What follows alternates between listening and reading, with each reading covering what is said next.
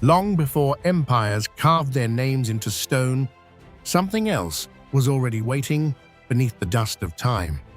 Across deserts, mountaintops, and forgotten valleys, ancient hands shaped monuments that still defy explanation. Massive stones fit together without mortar. Cities rose in places no civilization should have survived. Symbols were etched into rock faces, visible only from the sky, as if meant for eyes not bound to the earth. Archaeology gives us fragments. Legends give us whispers, but between them lies a shadow, a space where certainty dissolves into mystery. How did ancient builders achieve such precision without modern tools? Why were entire civilizations abandoned without warning, and what knowledge vanished with them?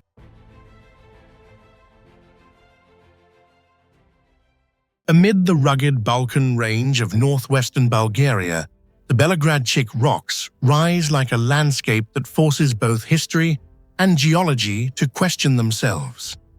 From afar, the crimson stone pillars resemble the ruins of an ancient fortress, but as one approaches, the sense of randomness fades, replaced by an unsettling impression of intentional design. Hundreds of rock formations shaped like humans, animals, horsemen, or fortress walls appear far too clear, too sharply defined to be mere products of wind and rain. There are no tool marks or signs of human intervention, yet their realism makes natural explanations feel increasingly uncertain. A profound question lingers beneath it all.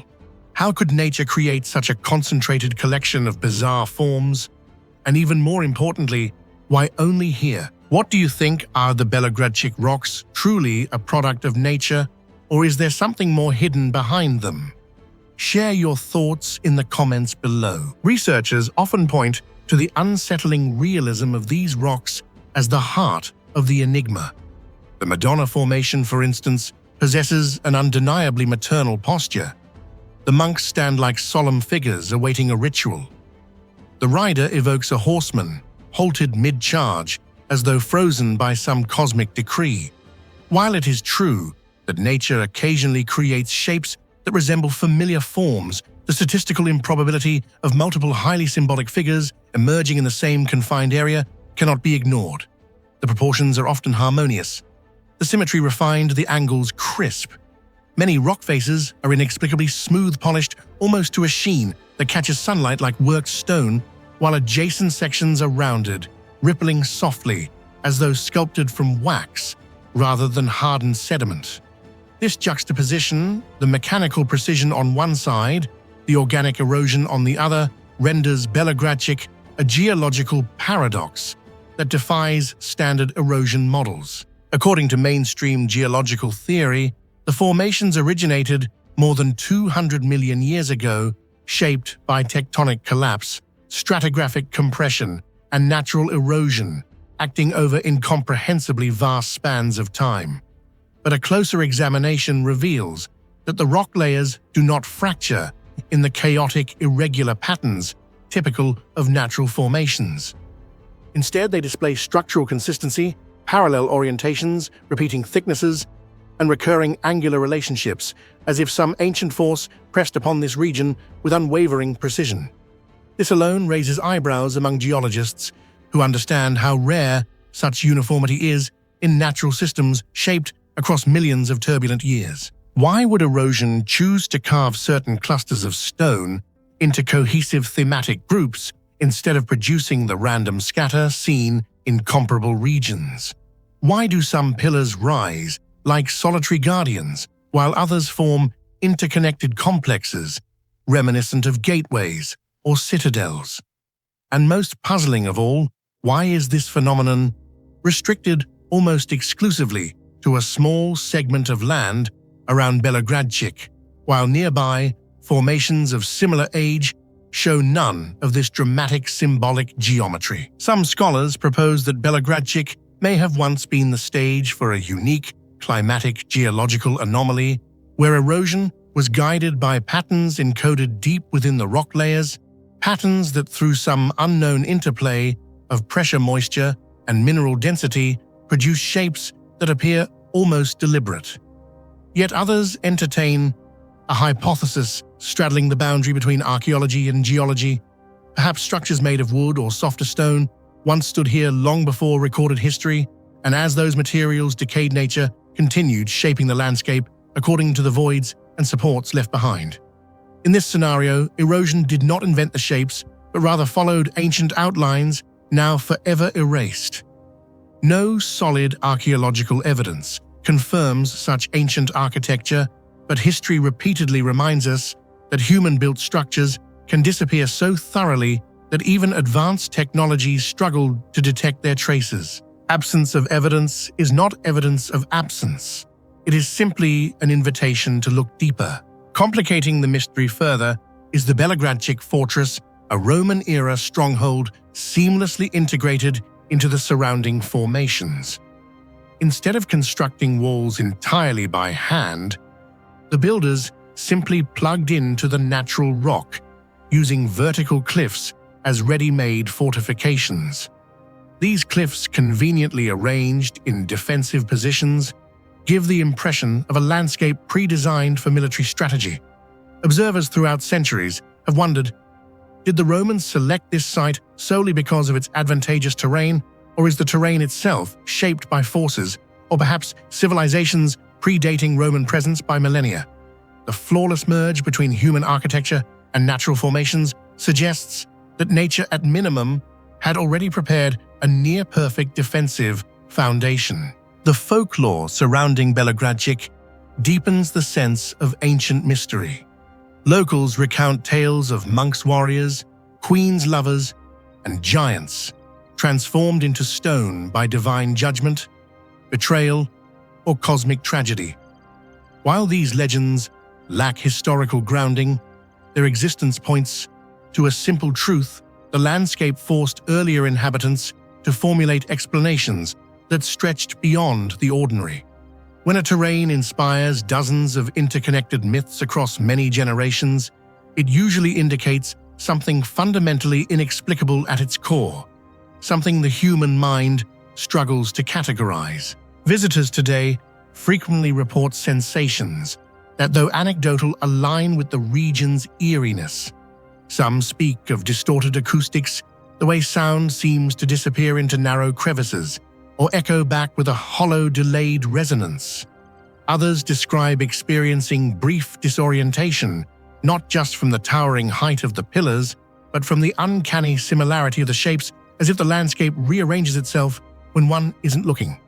At sunset, elongated shadows form silhouettes, resembling ancient sentinels standing guard over the valley. Shifting winds cause these shadows to move, producing the fleeting illusion of figures pacing atop the ridges. Though none of these accounts provide scientific data, they hint at a psychological dimension that Belogradchik uniquely evokes, a blend of awe, unease, and curiosity seldom found elsewhere. All these mysteries, from the illogical shapes and the structural consistency to the gaps in geological models, the Roman fortress that fits flawlessly into the terrain, and the strange body of local legends, make the Belogradchik rocks far more than a natural phenomenon. They resemble a time-worn manuscript where every explanation seems partly correct, yet never complete. If they are a product of nature, why are they so precise? If they are a coincidence, why does that coincidence repeatedly evoke human and animal forms? Or could there be an older story, an entire missing chapter of Earth's history hidden beneath these layers of stone? Belogradchik reminds us that the world does not always conform to tidy explanations. Within the red cliffs, shaped over millions of years, there may still lie a deeper story, one about time, memory, and perhaps civilizations long vanished. Until science finds an answer, the Belogradchik rocks will continue to stand silent and enigmatic, like a riddle waiting to be solved for centuries to come. In the middle of the town of Kutna Hora in the Czech Republic stands a remarkable chapel where thousands of human remains seem to whisper in the shadows. The Sedlec ossuary, also known as the Bone Church. This space where human bones are transformed into art and religious symbolism dates back to the Middle Ages, when Sedlec was one of the most important monastic cemeteries in Europe. According to legend, the soil became sacred after an abbot returned from Jerusalem and scattered holy earth across the cemetery, making it a highly sought-after burial site. As plagues and wars swept across the continent, tens of thousands of bodies were laid to rest here quickly, overwhelming the cemetery. To make room for new burials, the monks had to exhume older remains and move them into the chapel.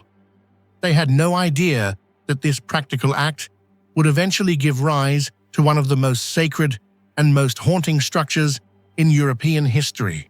What do you think makes the Sedlec ossuary one of the most haunting and sacred structures in Europe?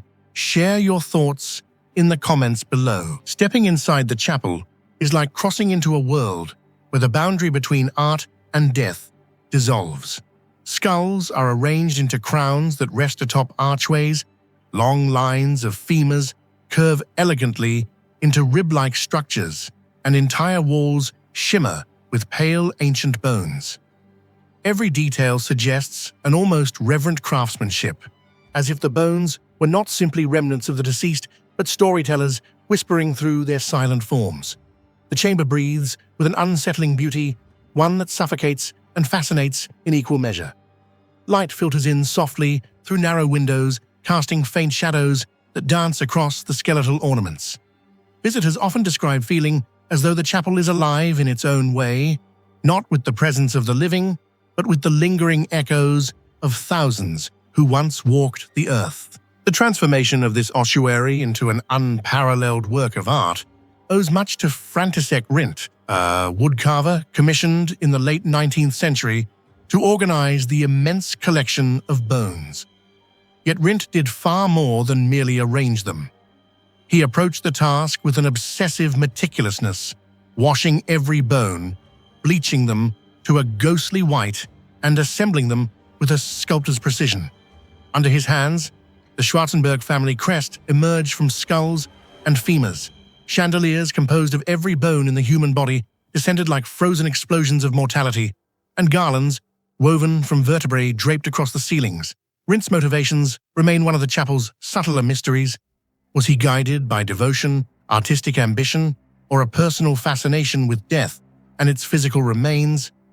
Whatever the reason, his work left an indelible mark, shaping the church into a place where artistry and mortality entwine in a way that defies comprehension. Even with its breathtaking arrangement, what most captivates scholars is not the artistic composition, but the bones themselves. Tens of thousands of them, skulls, ribs, femurs, vertebrae, have remained astonishingly preserved for centuries. Normally, human bones, buried in soil, rich with organic material, decompose gradually due to bacteria, moisture, and chemical reactions. Yet here in Sedlec, the remains appear remarkably intact, dry, clean, light in color, and structurally sound. This anomaly has puzzled archaeologists, anthropologists, and historians for generations. The bones should have shown significant degradation, especially considering the overcrowded burial conditions of medieval plagues. Instead, they exhibit a level of preservation seldom found in Europe. This phenomenon has become one of the defining enigmas of the Bone Church, elevating it from a curious artistic space to a scientific and historical riddle. According to medieval records, Sedlec's soil was said to contain earth brought from Jerusalem, giving it supernatural or sanctified qualities. While this made the site spiritually desirable, no scientific study has confirmed that such soil could preserve bones for centuries. Some researchers claim that Sedlec's soil may have a pH level hostile to decomposing bacteria, yet modern measurements reveal no extreme conditions that might account for such preservation. Another theory suggests that the monks inadvertently developed an early form of bone treatment technique. Sparse historical notes mention bones being washed in lime water and left to dry in intense sunlight, a combination that could theoretically halt microbial decay, but this would require consistency and precision, unlikely for a medieval monastic community overwhelmed with burials during epidemics. Moreover, lime-treated bones do not typically remain intact for such extraordinarily long periods. Recent scientific analyses indicate that the bones might have undergone mild demineralization, leaving them fully dry, rigid, and resistant to mold. Yet how such a process occurred naturally remains unexplained. The chapel's microclimate presents another possibility. Its dim light, stable temperature, and unusually low humidity create a self-sustaining environment ideal for preservation. Still, this does not clarify why bones unearthed centuries before the chapel's construction, even those exposed to the elements for long periods, also remain remarkably well preserved. The deeper scholars investigate, the more perplexing the mystery becomes. The bones seem to defy not only time, but also established principles of biology and decomposition. In this sense, Sedlec's preservation puzzle transcends scientific theory and approaches something almost metaphysical. As scientific explanations falter, some observers turn to the realm of mysticism. The Sedlec ossuary has often been framed as a space where spiritual forces linger more strongly than elsewhere. Certain theologians propose that the preserved bones represent souls kept in a state of purity, protected by divine intervention or monastic ritual. Others see the phenomenon as symbolic, a tangible reminder that death is not an erasure but a transformation, and that the endurance of the bones echoes the endurance of the human spirit. These interpretations may not satisfy scientific scrutiny, but they reflect the profound emotional and philosophical impact the chapel exerts on those who experience it. Visitors often describe a visceral sense of being watched, not with malice, but with an ancient heavy awareness.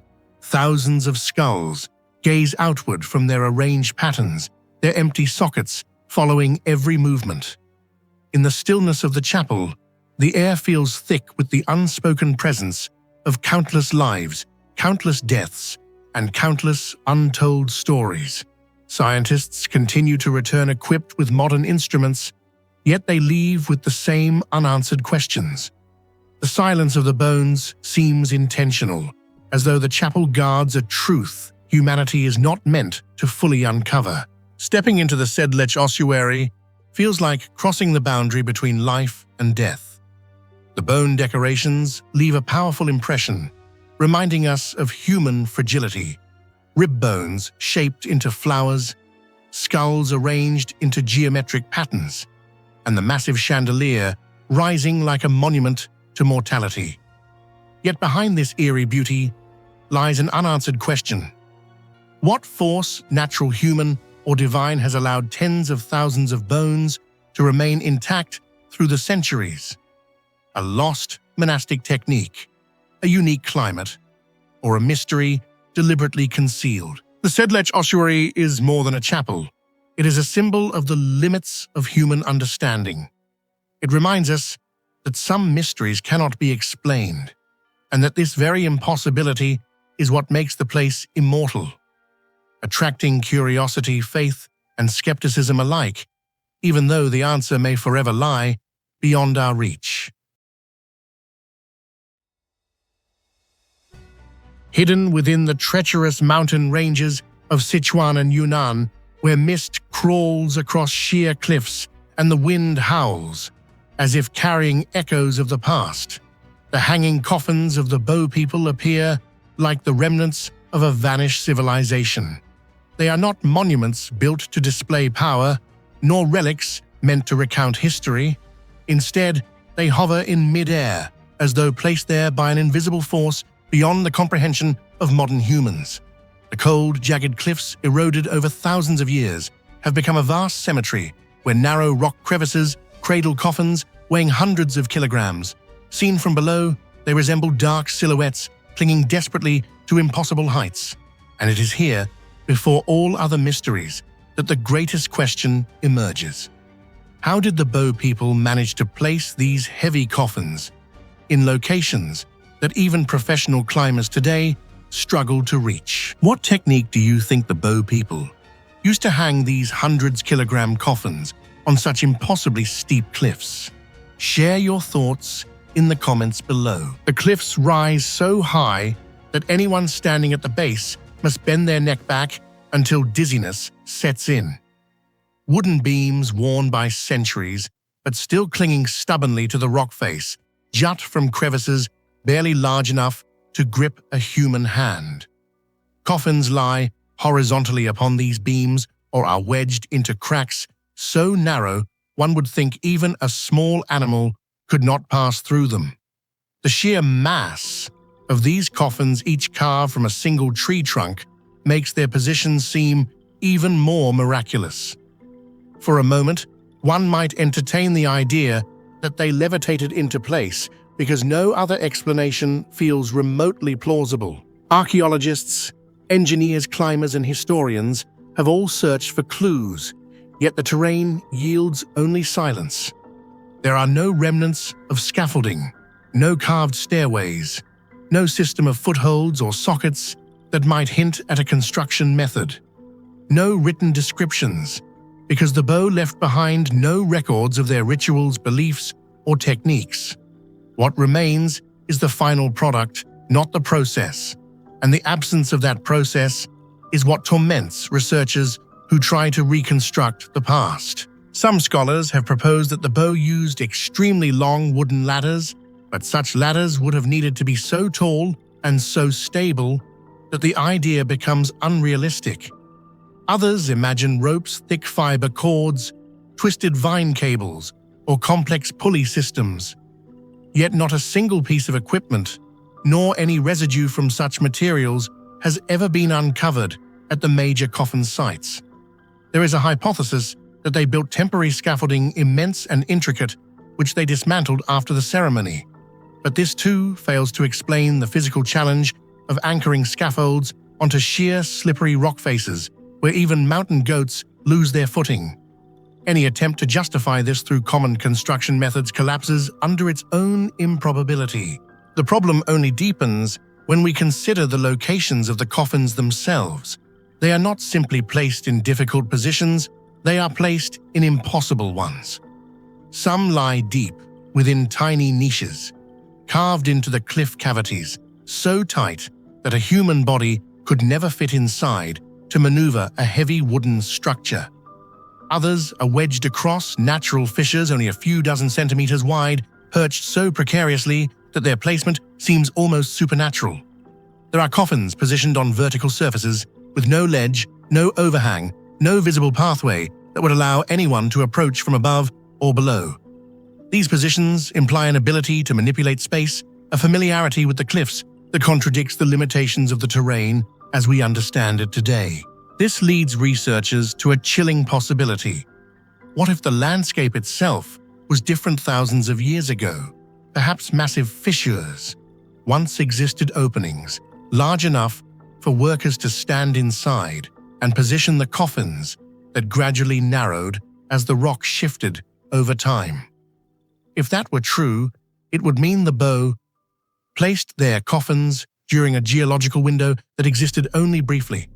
Yet even this imaginative explanation fails to account for the coffins positioned hundreds of meters above the valley floor in places so high and so inaccessible that no practical theory fully explains their presence. Unless the mountains themselves have dramatically changed shape, which geological evidence does not support, the mystery remains unsolved. But beyond the mechanics of how the coffins were placed, a deeper and more unsettling question lingers. Why did the Bow insist on placing their dead in such unreachable places? Countless ancient cultures buried their dead in the earth, cremated them, or built tombs on accessible ground. The Bow did none of these things. Instead, they created a funerary system based on separation, absolute, irrevocable separation between the living and the dead. By placing the deceased in locations so remote that no living person could ever reach them again, they transformed death into a kind of exile, a one-way departure rather than a cyclical return. Some scholars cling to the popular explanation that the closer the coffin is to the sky, the easier the soul's ascent.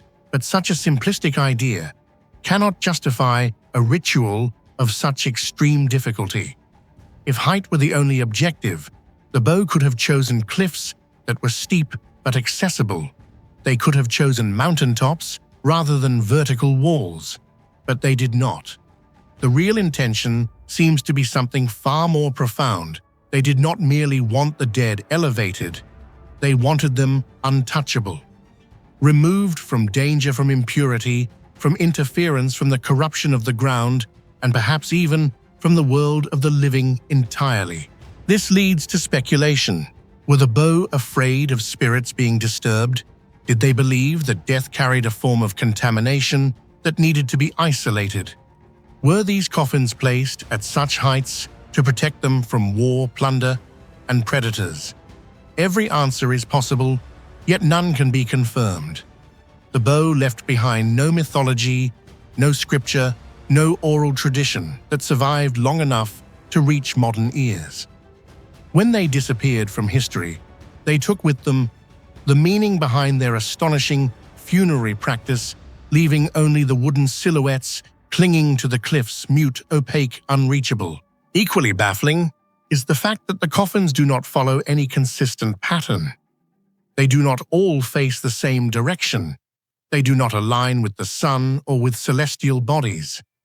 Some clusters lie tens of kilometers away from known bow settlements, far from where they lived, suggesting these locations were chosen for symbolic reasons beyond practicality. This opens the possibility that the hanging coffin tradition was not universal among the bow, but selective, perhaps reserved for certain individuals, a privileged class, a spiritual elite, or people believed to hold specific roles within their society. Alongside the mysteries of their mortuary practice is the equally enigmatic disappearance of the bow themselves. A people who survived for nearly 3,000 years, who possessed woodworking capabilities far more advanced than many of their contemporaries, who understood mountain terrain with intimate precision, and who organized labor forces capable of executing massive funerary operations, vanished without leaving clear evidence of how or why. No records describe their downfall. No texts explain their migration. It is uncertain whether they were wiped out, absorbed, or gradually faded into neighboring populations. Their physical presence evaporated, but the coffins remained suspended on the cliffs like solemn guardians of a secret too heavy for history to preserve. The coffins revealed technical mastery far beyond expectations, each carved from single logs, adorned with intricate carvings of animals, and symbols not yet fully deciphered, fitted with joinery so precise it required no nails or metal fastenings. Despite exposure to monsoon rains, harsh winters, and relentless winds, many coffins remain structurally sound. The wood resists decay in ways that puzzle even modern preservation experts.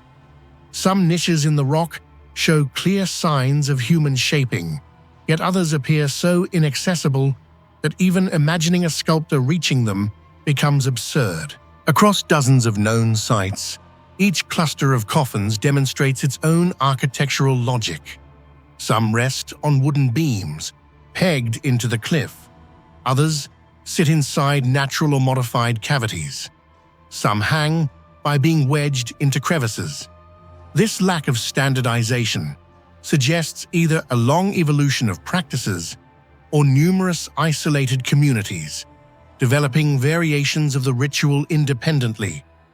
This diversity further blurs the possibility of reconstructing the original meaning of the custom. In the end, when modern people look up at the coffins hanging between sky and earth, a sense of humility arises. No matter how advanced archaeology becomes, there will always be remnants that remind us how little we truly understand about the past. The Bow people's hanging coffins are not merely a funerary custom, but a fracture in history, proof that ancient societies may have possessed knowledge and capabilities far beyond modern assumptions. They challenge every simplistic belief about the primitiveness of early humans. The truth remains on those cliffs, cold, silent, and forever out of reach.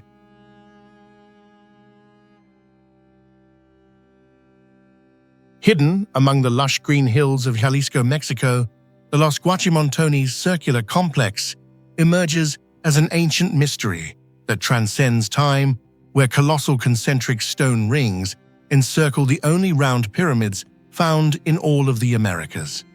From an aerial perspective, the complex resembles a stone-made map that mimics the heartbeat of the universe. Yet when one steps onto the ground, it feels as though they are entering a world where geometry, ritual, and technical knowledge blend into an ancient language modern humans still cannot fully decipher. Why do you think the Teuchitlan people chose to build such perfectly circular structures? Share your thoughts in the comments below. Across decades of study, scholars have proposed numerous interpretations to unravel the purpose of this enigmatic complex. Some believe the circles were ceremonial arenas for communal rituals, while others suggest agricultural significance, astronomical alignment, or cosmological representation. Still, none of these theories fully captures the sheer sophistication embedded in the site. What astonishes archaeologists most is not merely the scale or the layout, but the precision of construction. The Teuchitlan culture demonstrated a mastery of planning and engineering that far surpasses the expectations for a society that left behind no written records and whose technological profile was thought to be relatively modest. Many experts admit that the deeper they study the site, the further it strays from conventional archaeological frameworks. When examined closely, the circular pyramids and surrounding rings reveal a level of accuracy that would challenge even modern builders. Creating perfect geometric circles, massive ones without metal tools, advanced mathematics, or written blueprints seems almost implausible. Yet the Teuchitlan artisans achieved this with meticulous care. Their stone-fitting artistry, as archaeologists now describe it, raises the question of how they conceived, measured, and executed such demanding architectural forms. From a distance, the stones might appear loosely arranged, but a close inspection reveals deliberate placement. Each slab aligns with its neighbors, each layer of earth is compacted in a way that maintains uniform curvature. Deviations are so minimal that even modern surveying instruments detect only slight irregularities. Such precision suggests a sophisticated conceptual understanding, one not typically attributed to pre-Columbian cultures of Western Mexico. Constructing a straight wall is already a task that demands skill and patience. But constructing circles more than 100 meters in diameter, circles that must remain symmetrical along every radial axis, poses exponentially greater difficulty. With only rudimentary tools at their disposal, how did ancient builders achieve this feat? The absence of drafts, carvings, or surviving instruments only deepens the mystery. Various scholars speculate that the Teuchitlan people might have devised a system of ropes and central stakes to measure arcs with great precision. Others believe they possessed advanced observational methods, possibly linked to celestial cycles, enabling them to translate cosmic patterns into architectural form. If this is true, it would mean that their mathematical knowledge was far more sophisticated than previously assumed, perhaps an early form of geometric reasoning that has simply not survived in recorded form. Even more intriguing is the choice and preparation of materials. Volcanic stones and river pebbles were not used in their natural shapes. Many were intentionally shaped to flatten surfaces or adjust curvature. These modified stones were then fitted into circular paths so smoothly that they appear as if molded specifically for their locations. Some stones display evidence of intentional fracturing, followed by reassembly, creating interlocking patterns that increase strength, methods reminiscent of advanced stoneworking techniques used by civilizations centuries later. The sophistication of this material management challenges the assumption that these people relied solely on simple, unaltered stones.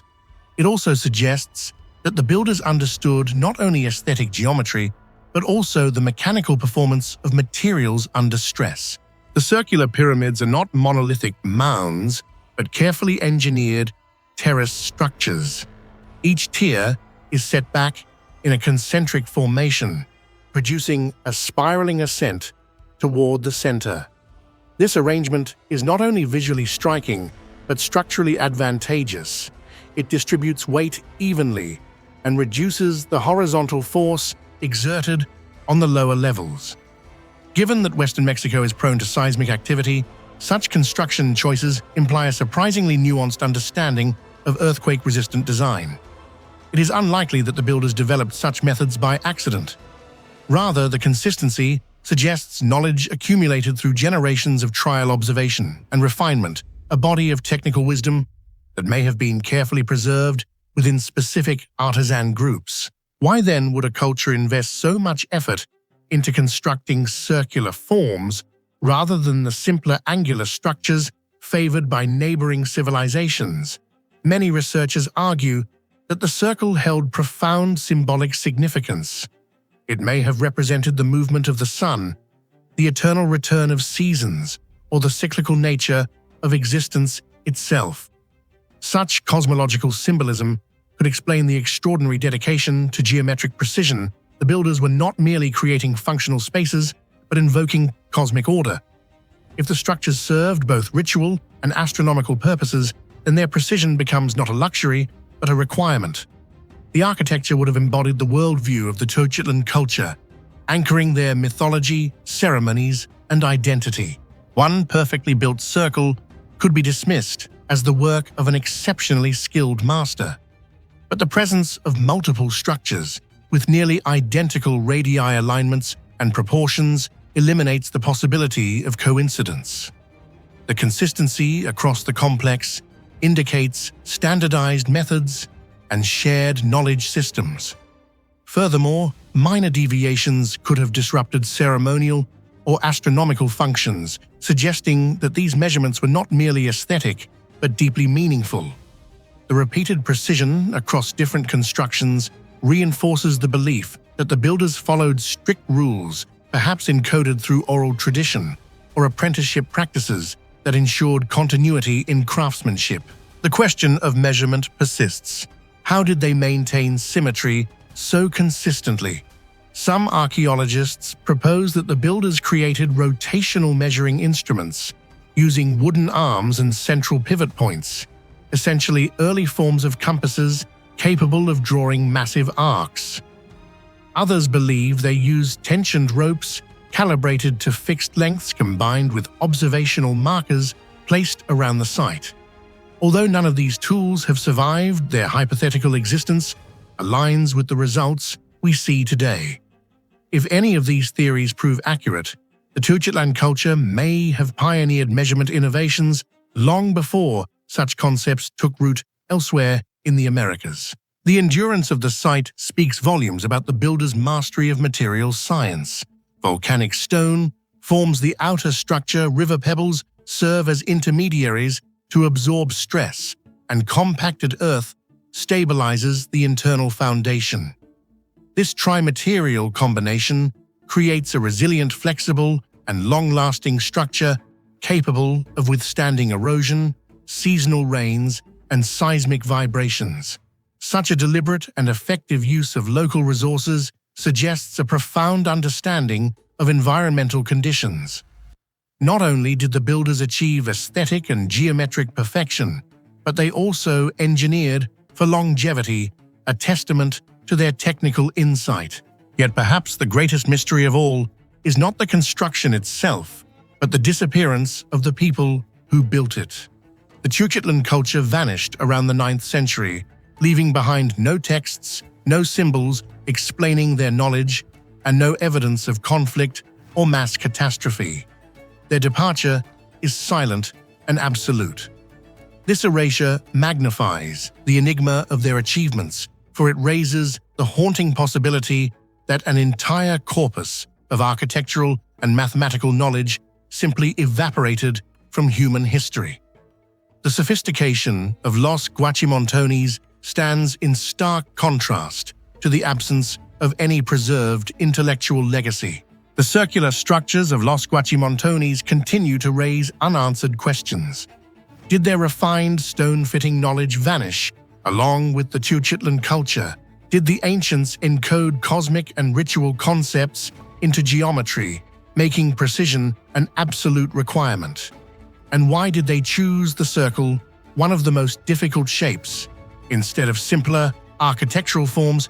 Even with modern archaeology, their technical secrets remain beyond our understanding. Spiraling terraces and concentric rings seem to echo the brilliance of a vanished mastery, leaving behind ruins that are both majestic and fragile, a reminder that human knowledge can shine brightly, then disappear, leaving nothing but stone and silence for future generations to contemplate.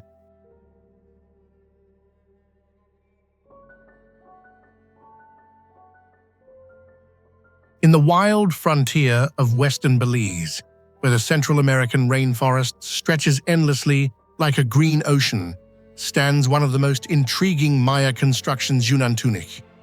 Rising prominently like a stone tower, defying time, is El Castillo, a nearly 40-meter-tall pyramid, the second highest ancient structure in Belize.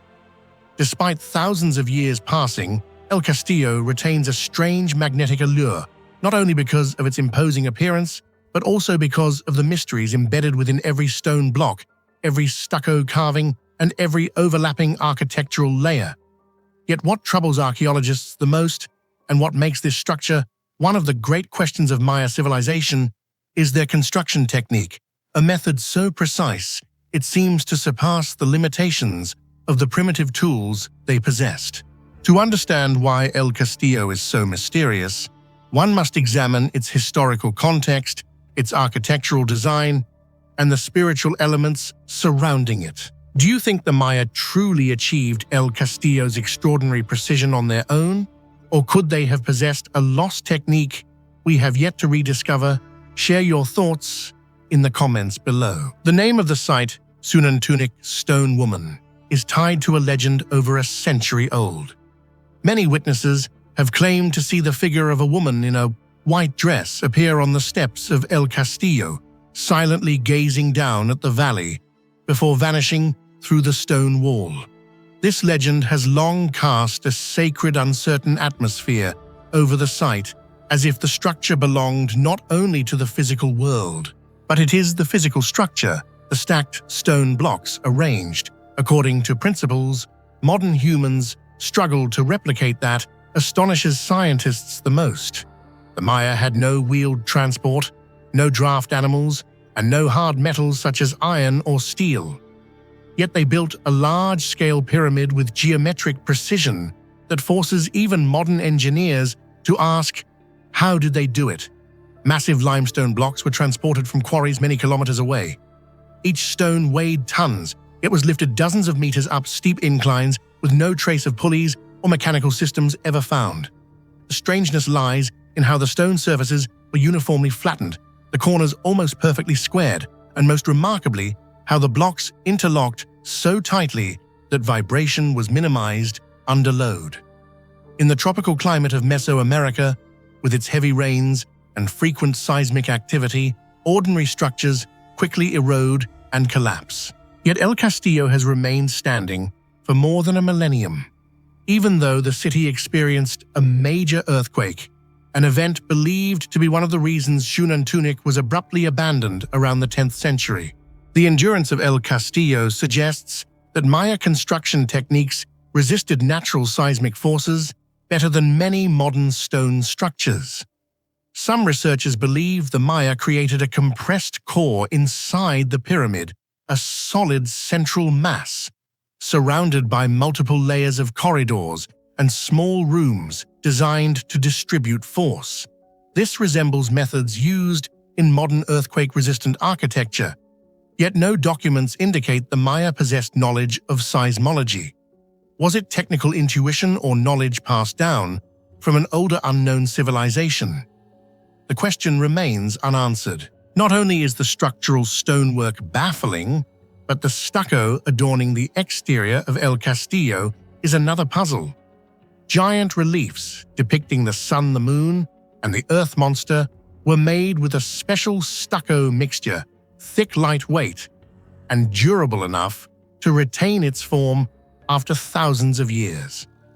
Chemists still cannot replicate the original formula of ancient Maya stucco, particularly how they fired lime at high temperatures without modern kilns. Some theories suggest the mixture included volcanic ash or plant resins, but recreated samples still fail to match the original durability. This raises another question. Did the Maya possess a now lost material technology? Even more astonishing is the architectural alignment. El Castillo was positioned according to astronomical phenomena during the solstices. Sunlight strikes certain areas to create special visual effects on the reliefs. The Maya, with no telescopes, calculated angles with deviations of only a few degrees a feet. Many contemporary civilizations could not achieve. This precision suggests El Castillo may have served as both a ceremonial center and an astronomical observatory used to predict agricultural cycles and ritual events. Yet the deepest mysteries lie inside the structure itself. When archaeologists used ground-penetrating radar, they detected numerous small chambers and overlapping corridors resembling a labyrinth, though only a small section is accessible due to collapse risks. Some rooms were built with unusual slopes and angles that cause sound to echo in unexpected ways, possibly for ritual purposes or perhaps for a technical function we still do not understand. The presence of hollow spaces also reduces stress on the central core, a technique the Maya never documented but executed with remarkable precision. Their ability to measure adjust angles, divide levels, and fit stone blocks together without mortar in many parts of the structure challenges the technical knowledge of the era. If the construction had deviated by only a few degrees, the entire pyramid could have collapsed during building. Yet, El Castillo is so flawlessly executed, it is nearly impossible to find construction errors. The absence of large nearby quarries makes the question of transportation even more perplexing. If the stones came from afar, how did they drag multi-ton blocks through dense jungle across the Mopan River and lift them nearly 40 meters high without wheels? Some theories propose earthen ramps and wooden sleds, but no physical evidence survives. Others imagine thousands of laborers hauling stones, yet that does not explain the near-perfect precision of placement. To achieve such accuracy, a measurement and control system must have existed, one not recorded in Maya history. No matter how we attempt to explain it, the mystery of El Castillo's construction surpasses what modern science can confidently state. And when these technical enigmas are placed alongside spiritual elements, the legend of the stone woman, and the sudden collapse of the entire city, El Castillo becomes a perfect symbol of the fusion between ancient knowledge and the unexplained. It stands there challenging time and the confidence of modern humanity in how well we believe we understand the past.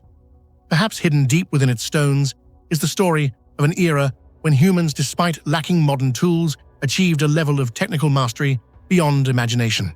And perhaps only when we learn to ask the right questions will El Castillo reveal the secrets it has guarded for thousands of years.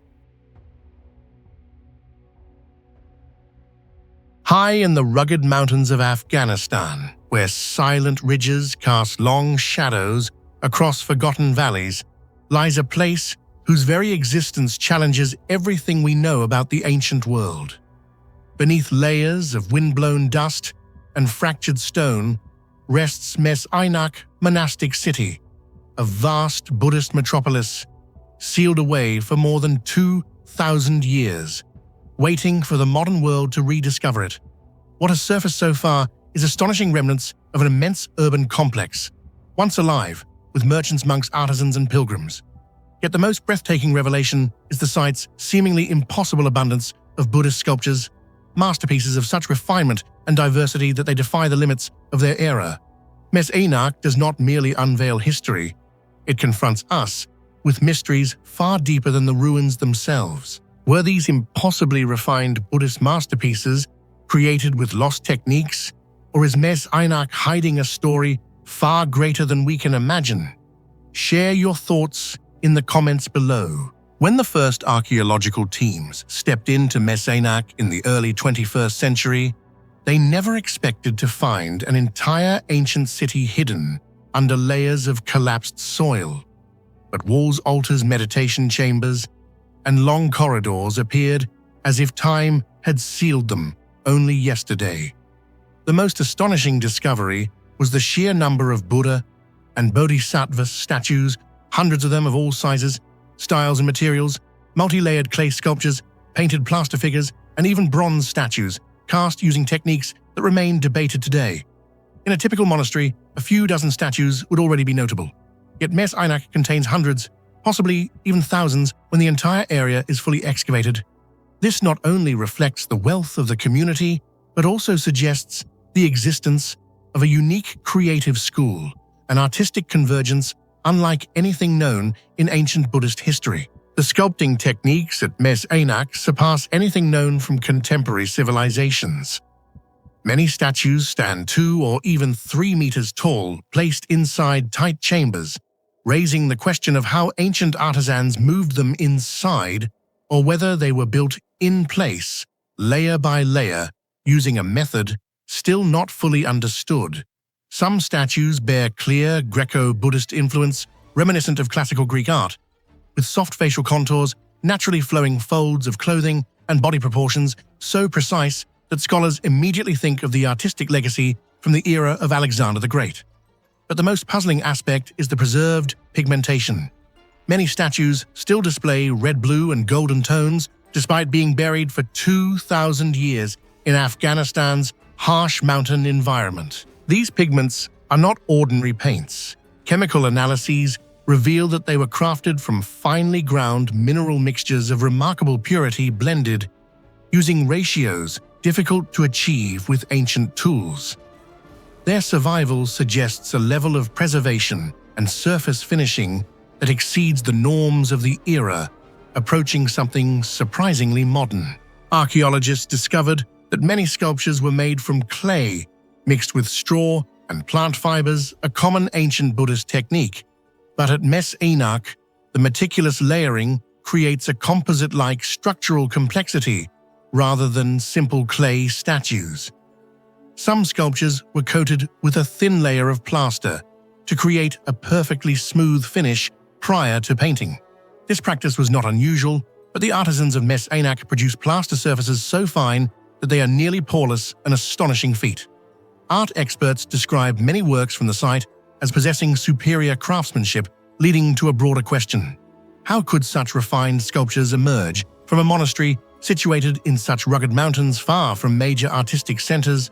Why does the quality here rival or even surpass what is found in leading Indian and Gandharan art hubs of the same period? Another major mystery lies in the great diversity of artistic styles. Mes Aynak is not the product of a single local tradition.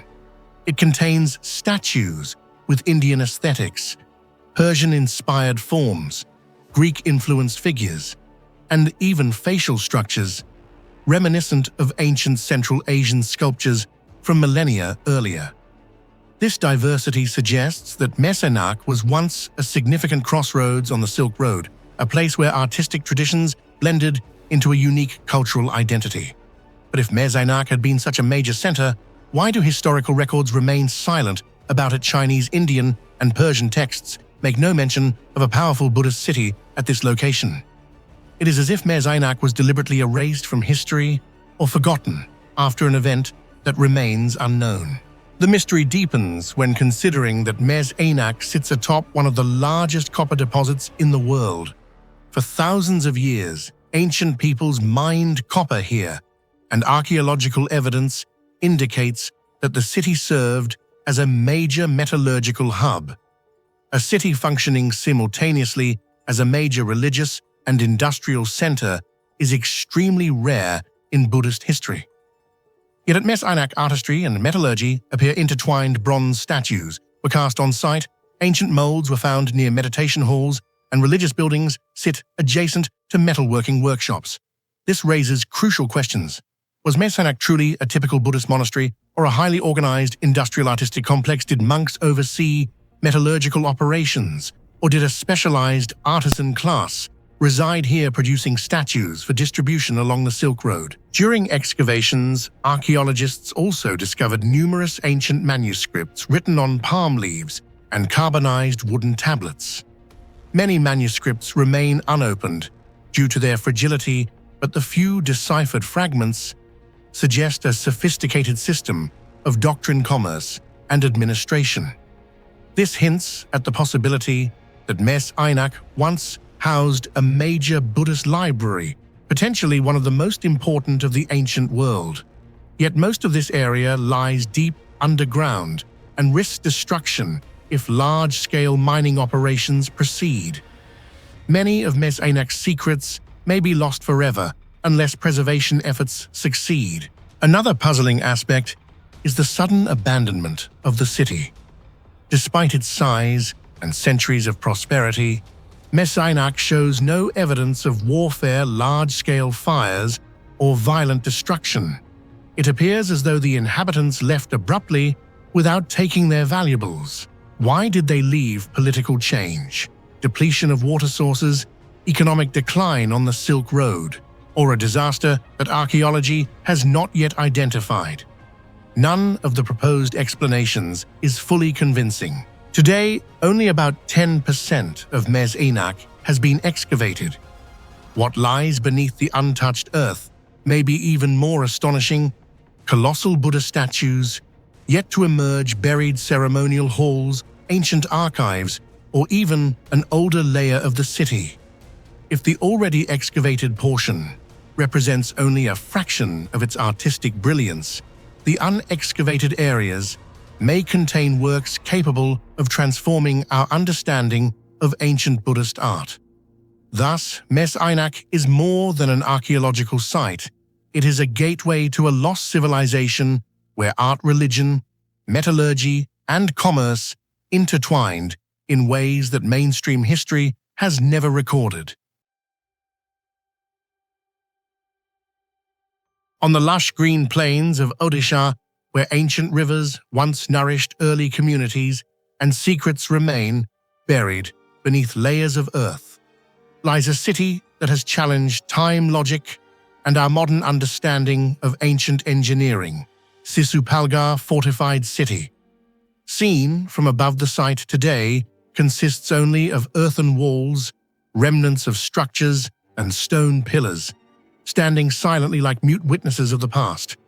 Yet when archaeologists piece together the surviving fragments, an unsettling picture emerges: a city planned with such perfect precision it defies belief, constructed with techniques far more advanced than those of many contemporary civilizations, and filled with mysteries that researchers have struggled for decades to decipher. Among the features that elevate Sisupalgarh into a legend of Indian archaeology, the most striking is its system of 8 perfectly symmetrical gateways, a feat of measurement and design that ancient people should not have been capable of, yet somehow achieved with a level of accuracy that astonishes modern experts. What do you think enabled the ancient builders to create 8 perfectly symmetrical gateways with such unbelievable precision?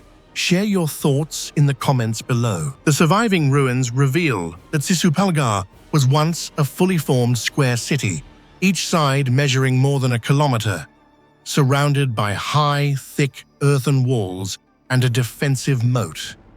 Its urban layout followed a grid-like pattern, with straight avenues intersecting at right angles. Houses were arranged methodically without the randomness typical of most ancient settlements. But the most captivating feature is the 8 gateways positioned at 8 precisely determined midpoints along each wall, forming a symmetry so perfect it seems impossible.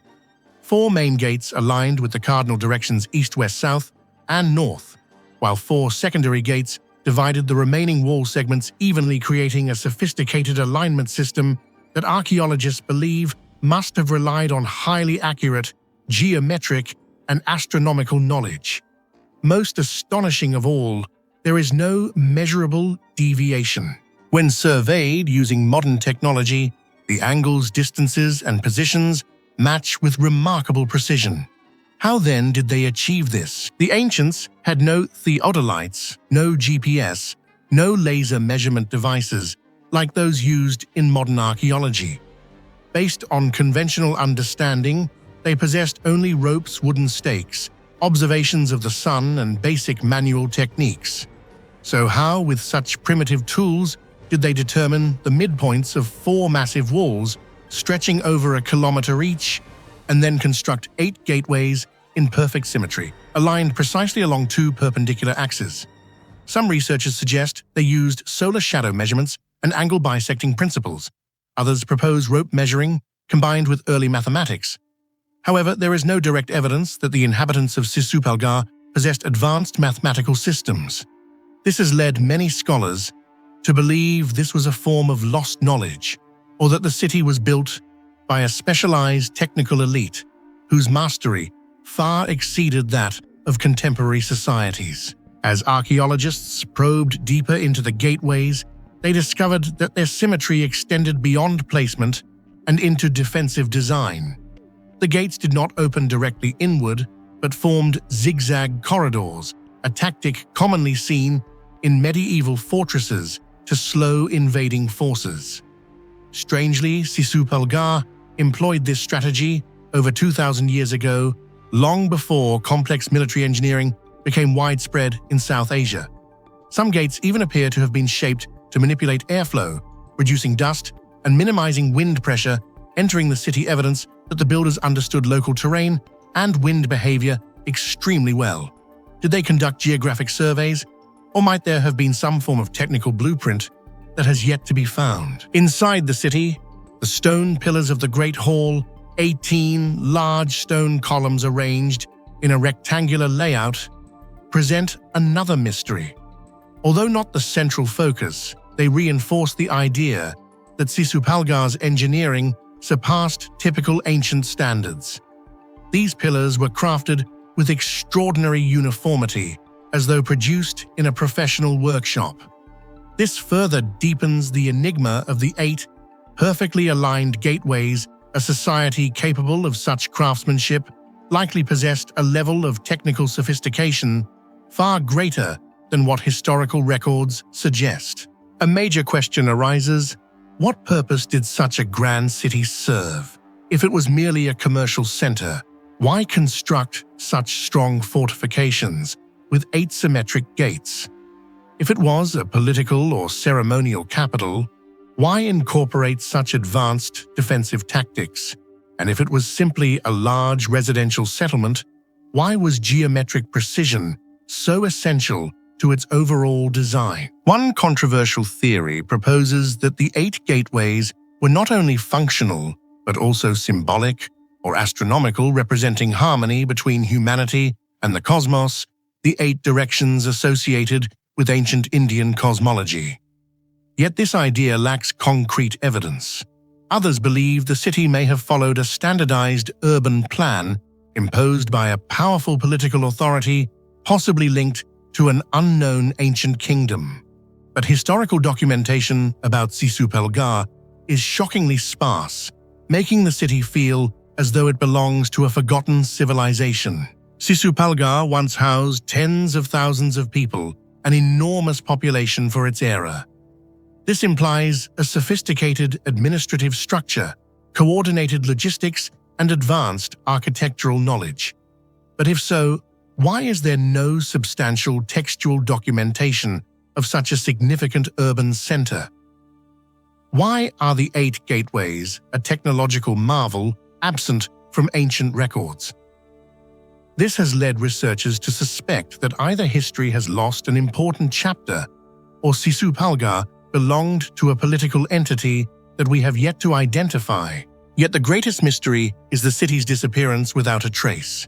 There is no evidence of warfare, no signs of major fires, no traces of catastrophic disease. The city seems not to have been destroyed, but simply abandoned, as though its inhabitants left simultaneously and in an organized manner. The walls remained intact, the gates kept their structure, The urban plan remained undisturbed. What drove tens of thousands of people to leave a city with 8 perfect gateways? A monumental construction that their ancestors had poured immense skill into, using techniques we still struggle to explain. Some believe changes in river patterns, natural disasters, or environmental decline may have prompted the abandonment. Others think new political forces caused migration.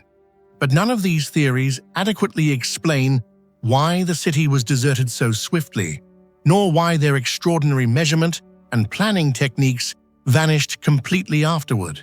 If they were capable of constructing 8 perfectly symmetrical gateways, surely they would have left technical descendants elsewhere, but none have been found. Thus, Sisupalgarh fortified city stands as one of the greatest enigmas of South Asian archaeology, an ancient city planned with near-modern precision, featuring 8 symmetric gates, so exact that even modern engineers acknowledge the difficulty of achieving them without advanced surveying tools.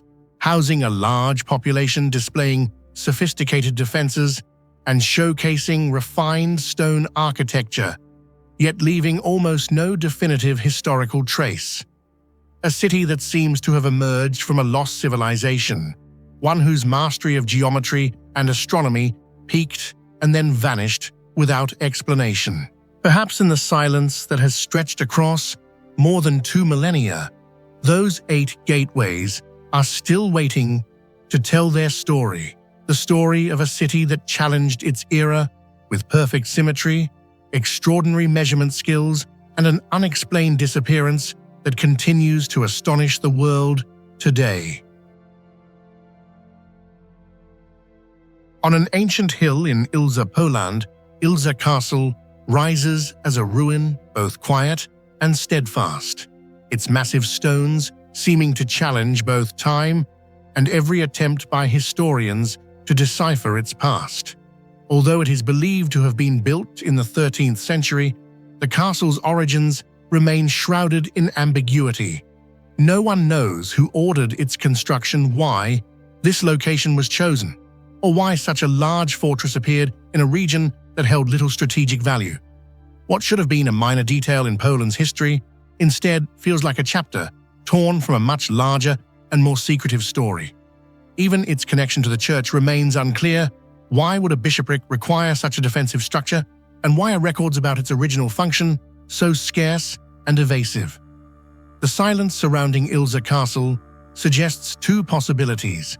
Either crucial information has been lost, or it was never meant to be revealed to the public. Do you think the absence of clear records about the origin of Ilza Castle is just a coincidence, or a sign that something was intentionally hidden? Share your thoughts in the comments below. Yet the heart of the mystery lies not in the missing documentation, but in the physical structure itself. Ilza Castle's defensive architecture is anomalous to the point of being unsettling. It consists of an intricate arrangement of walls, towers, gates, courtyards, and interlocking corridors that far exceed the defensive needs of a small settlement. Its various layers reveal a degree of tactical thought rarely seen except in fortifications guarding precious assets or situated along major geopolitical fault lines. Thick stone walls are engineered in interlocking sequences, forming narrow angular spaces that would force invading forces into predetermined kill zones. Even if an attacker breached the outer gate, a feat in itself, the structure is clearly designed to ensure they would not survive long enough to penetrate deeper. The main tower's off-axis placement introduces crossfire angles highly unusual in medieval Europe, hinting at an architect intimately familiar with advanced military geometry. Meanwhile, the secondary towers scatter around the hilltop in a pattern that is deliberately asymmetrical. In typical medieval fortifications, such towers form a predictable perimeter. Here they create a broken rhythm like a defensive maze designed to confuse, expose, and disorient anyone approaching from outside. These decisions feel deliberate, purposeful, and cerebral, and yet they make little sense within the castle's known historical context. Why would a bishop need a labyrinthine military structure comparable to a royal fortress Why would a region of minor importance host a defensive system more suited to a border citadel, guarding the fate of an entire kingdom? These questions have fueled a wide range of theories, some grounded, others bordering on the speculative. One straightforward hypothesis suggests that the church may have used Ilza Castle as a repository for assets too sensitive or valuable to store in urban centers. Another idea proposes that the structure served as a clandestine refuge for political figures during periods of unrest, meaning its function was tied not to geography but to secrecy. But the most persistent and controversial theory concerns what might lie beneath the castle. Local legend speaks of a secret tunnel stretching hundreds of meters to the countryside, a subterranean artery known only to a select few. While no formal excavation has revealed a full passage, certain features seem to encourage speculation.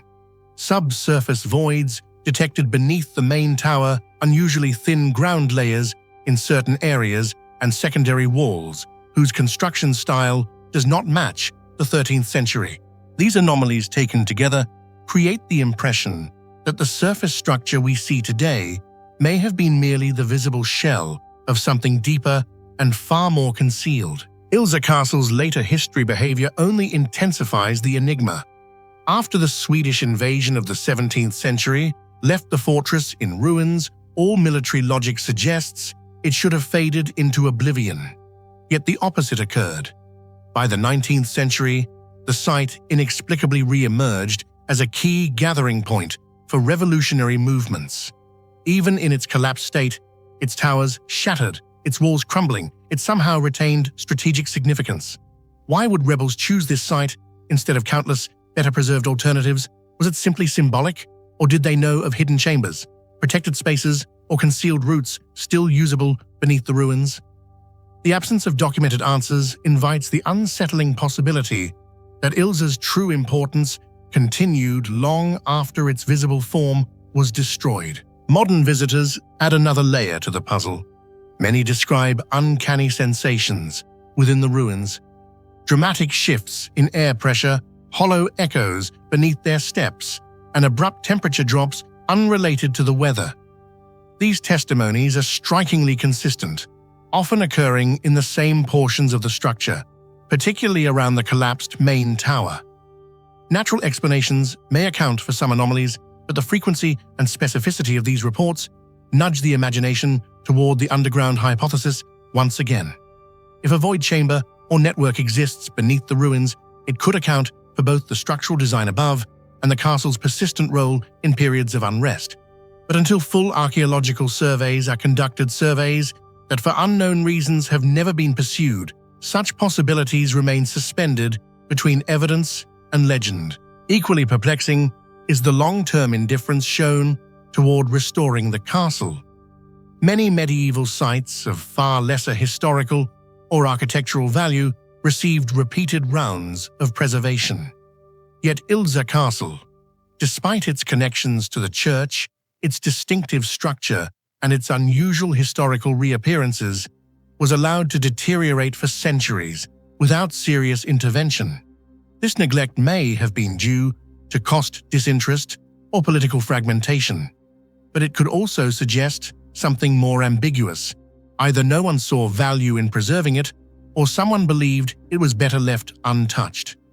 In history, silence can be accidental, but it can also be intentional. When all the elements are brought together, the excessive defensive architecture, the missing records, the legends of underground tunnels, the strange phenomena, and the fact that the castle continued to play a role in periods of unrest, despite being in ruins, Ilza Castle emerges as a puzzle deliberately crafted to evade any definitive explanation.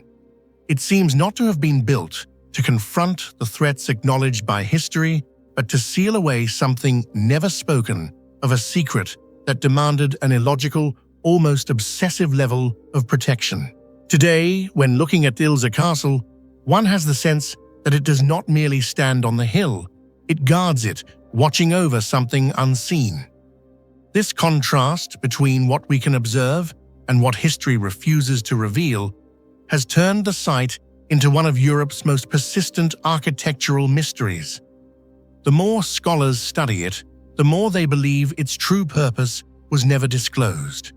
And like many ancient enigmas, Ilza Castle seems to whisper that some truths were born to remain hidden, and that this fortress exists not to withstand time, but to outlast every question.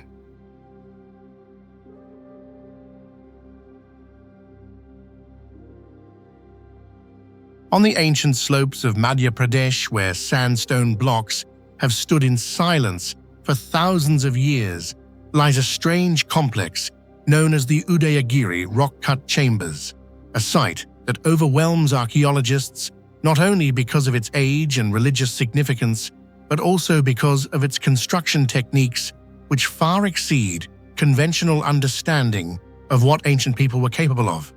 Among the many astonishing elements, the one that makes researchers pause the longest is the multi-level cave system carved directly out of a single monolithic hill, a feat that no one today can perfectly replicate or fully explain in terms of the methods ancient artisans used. Approaching the area from afar, one can see caves, entrances, and niches appearing like windows opening into the darkness of the past. But only when stepping closer do people realize that the entire system was not built from stacked stones or separate architectural blocks. Instead, everything from ceilings, walls, pillars, altars, auxiliary rooms to corridors is one continuous part of the mountain itself. There are no joints, no seams, no additional construction materials. Every centimeter of the rock face shows signs of a cutting process that is both precise and meticulously calculated, as if someone had created a full spatial model in their mind before striking the first blow. This raises a major mystery. How could ancient people, with only crude iron tools, peel away layer after layer of solid rock to create a fully three-dimensional architectural space without significant proportional errors? What do you think? Could ancient people really create such a perfectly three-dimensional structure using only primitive tools? Share your thoughts in the comments below. The deeper one goes into the mountain, the more unusual the features become. Many caves are located on higher levels, yet there is no evidence that ancient builders erected large scaffolding structures. Some corridors spiral upward, with a slight incline leading from lower levels to chambers above, with slopes and widths calculated so precisely that even a small deviation of a few degrees would have made movement difficult. The walls are perfectly flat, meeting at nearly exact right angles, creating cuts as sharp as if made with steel rulers and industrial stone-cutting machinery. Despite centuries of erosion, scratching the stone surfaces, an extremely smooth finish can still be felt by touch, something that modern stone sculptors admit exceeds expectations for Gupta period craftsmanship. Some chambers lie so deep that natural light can hardly enter, yet all are carved into perfect squares with flawless proportions. This leads some researchers to ask if ancient workers relied purely on manual labor. How did they measure depth and align the planes of the interior in near total darkness? How did they orient themselves to create long, straight lines stretching several meters without bending, warping, or straying from the main axis of the hill? Furthermore, the multi-tiered design poses an enormous engineering challenge. How did the builders ensure that whether carving from top to bottom or bottom to top the levels would meet precisely at the correct points, axes, and heights? Today, constructing a multi-floor system inside solid rock would require laser instruments, geological maps, 3D models, and various precision measurement tools. But at Udayagiri, where the caves were created thousands of years ago, no trace of such advanced equipment has been found. Some scholars argue that ancient artisans may have used plumb lines, angle gauges, and visual estimation techniques, but these hypotheses do not fully explain the near-perfect accuracy found in every chamber. If only rope and chisels were used, small measurement errors would accumulate over time, eventually causing the entire structure to shift off-axis. But Udayagiri shows no such deviations. Everything appears balanced, concentric, and unified, as if formed from a complete architectural plan that modern people have never seen. Another perplexing phenomenon is the presence of blind rooms chambers without ventilation, without windows, and without exits. Creating such enclosed spaces inside a mountain requires extremely precise measurement to avoid collapsing the ceiling or accidentally breaking through the exterior wall. Why would ancient builders create completely sealed rooms?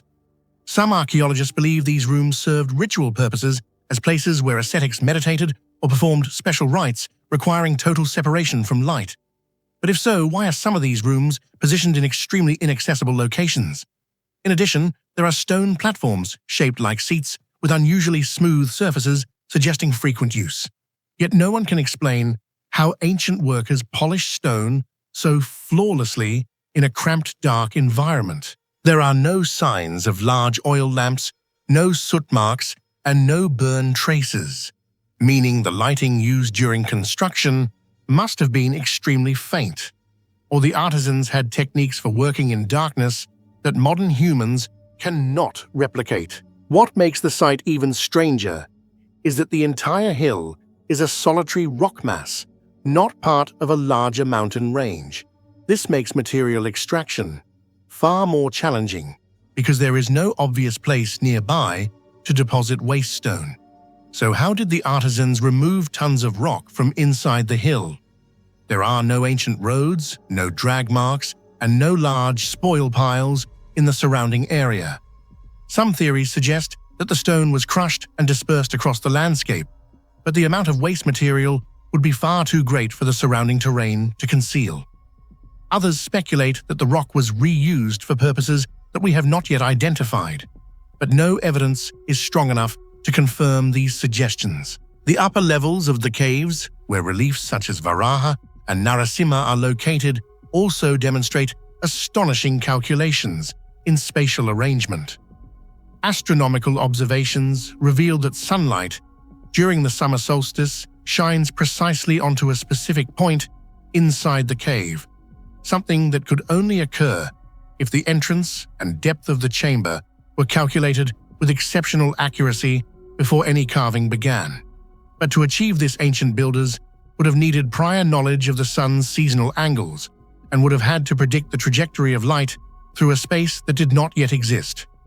This has led some scholars to theorize that the complex may have been built by a highly skilled group belonging to a now lost technical tradition, or perhaps it drew on astronomical architectural knowledge far more advanced than what survives in historical texts. Several architectural details in the upper tiers exhibit load reduction techniques, curved vaults, tapered roofs, and pressure relief grooves, concepts that were remarkably advanced for the Gupta era.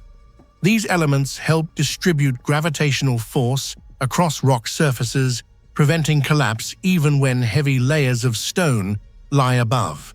But the puzzling aspect is that these features appear inconsistently and without a standard pattern, as if designed by a master engineer who understood the structure more deeply than anyone else of the time, or as if they were inherited from an architectural knowledge system far older than the Gupta period itself. All these strange features make the Udayagiri rock-cut chambers one of the most enigmatic archaeological sites in India.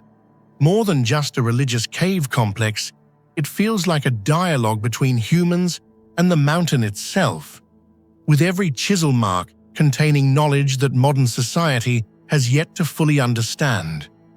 Despite decades of research, the true construction methods and purpose of the site remain hidden beneath the passage of time. It may be the work of extraordinary artisans, or perhaps the legacy of a civilization far older than we currently recognize. Until new evidence emerges, Udayagiri stands as a solitary block of mystery, urging us to reconsider whether our understanding of ancient human capabilities is truly complete.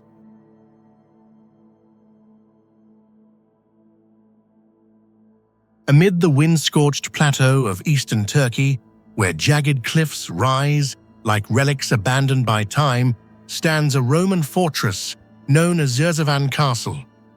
On the surface, it looks like just one among hundreds of military structures along the ancient frontier between Rome and Persia, where war once lurked in every gust of wind. But when modern excavations began to dig deep into the cold grey stone, something no one expected emerged: a secret Mithraeum carved directly into the bedrock beneath the earth, as if its builders never wished to leave the slightest trace above ground. From that moment, the Zeravan Castle Mithraeum became one of the most haunting archaeological enigmas of the 21st century.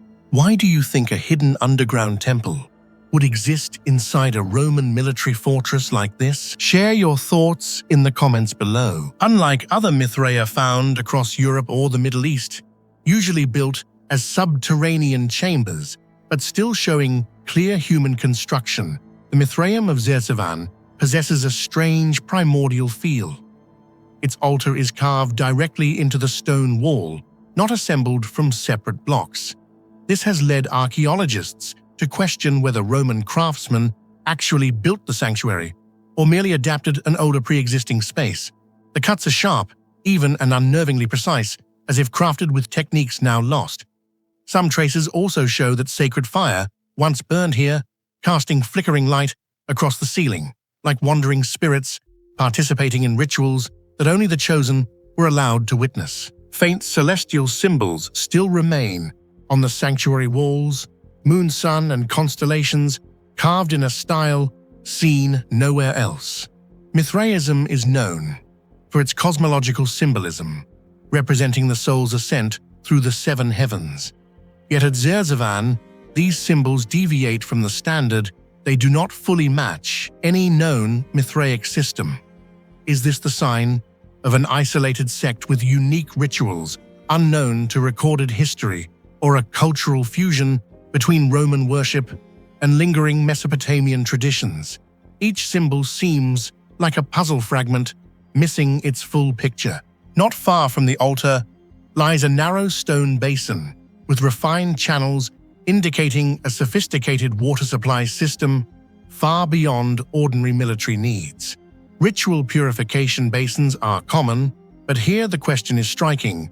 Why would a fortress in an arid region channel water so carefully solely for ceremonial use? This suggests that a privileged group existed within Zeravan, a group with rank or authority high enough to justify such resources, and whose religious life was secret, entirely separate from the rest of the garrison. But who were they? Centurions, commanding officers, or perhaps an elite unit selected for missions too confidential to record? Many artifacts unearthed in the sanctuary shocked researchers: ritual oil lamps, small knives used in Tauroctony symbolism, ceramic fragments marked with mysterious signs, and wall carvings unlike any Roman style. Some elements appear Persian, echoing the ancient homeland of Mithra, while others show Anatolian influence, as if the sanctuary stood at the crossroads of unrecorded esoteric traditions, preserved by a group determined to hide their identity from history. All these peculiar features already make the Zeravan Castle Mithraeum fascinating, but the deepest mystery, the one that grips scholars the most, is the question: why was a secret temple hidden inside a military fortress? This question is a bottomless night, swallowing every logical explanation and forcing archaeologists to confront the possibility that Rome deliberately buried a secret. The first hypothesis, supported by many military historians, states that Mithraism was widespread among Roman soldiers because it emphasized discipline, loyalty, and brotherhood. While true, it does not explain why the sanctuary had to be so deeply hidden within a fortress home to hundreds of soldiers. If the cult was common, why conceal it, and why restrict entry to a tiny group? Perhaps only the commanders. A typical military Mithraeum could have been built above ground or as a simple chamber. But this was hidden, isolated, almost invisible to anyone who wasn't meant to know. The second hypothesis claims that a secret brotherhood existed inside Zeravan, functioning similarly to a closed order. They held initiation rites, trials, oaths, and transmitted knowledge accessible only to higher ranks. The cramped chamber fits this idea, a ritual space for a select few. This aligns with Mithraism's hierarchical structure from crow up to father. When torchlight flickered, the followers' shadows stretched across the stone walls, merging with cosmic carvings. Each ceremony may have been a symbolic death and rebirth, a transformation hidden even from fellow soldiers in the same fortress. The third hypothesis grows darker. The sanctuary may have served for rituals seeking omens before battle. Zeravan sat on a critical frontier between Rome and Persia, a land saturated with blood. Soldiers stationed here may have believed they stood in the presence of divine wrath, requiring secret ceremonies to beg for protection before marching toward death. Perhaps the rituals were too extreme, too private, or too contradictory to Rome's official religion, forcing them into absolute secrecy. The most unsettling fact is that no ancient document mentions this temple. No military record, no construction list, no religious note, as if those who entered it swore to take the secret to their graves. They left no explanation, no testimony, only stone and cold carvings lying in darkness for nearly 2,000 years. The more archaeologists study the Mithraeum, the clearer one thing becomes: its preservation is astonishingly perfect. Had natural rock collapse not sealed it, the sanctuary might have decayed or been destroyed. But fate, or something else, kept it intact, as though time had frozen around it. The narrow entrance, the hammer marks on the walls, and the low ceiling, forcing visitors to bow, all evoke a sense of stepping into another world where every breath carries the scent of ancient ceremony and silence waits like a forgotten prayer. Even today, under archaeological lights, the feeling remains unchanged. The Zeravan Castle Mithraeum is not merely a religious structure. It is a whispered message from a vanished group, testifying that they lived, worshipped, and reached toward the stars in ways we have yet to understand. And the greatest mystery, the reason why this sanctuary was hidden inside a military fortress, may continue to trouble humanity for generations.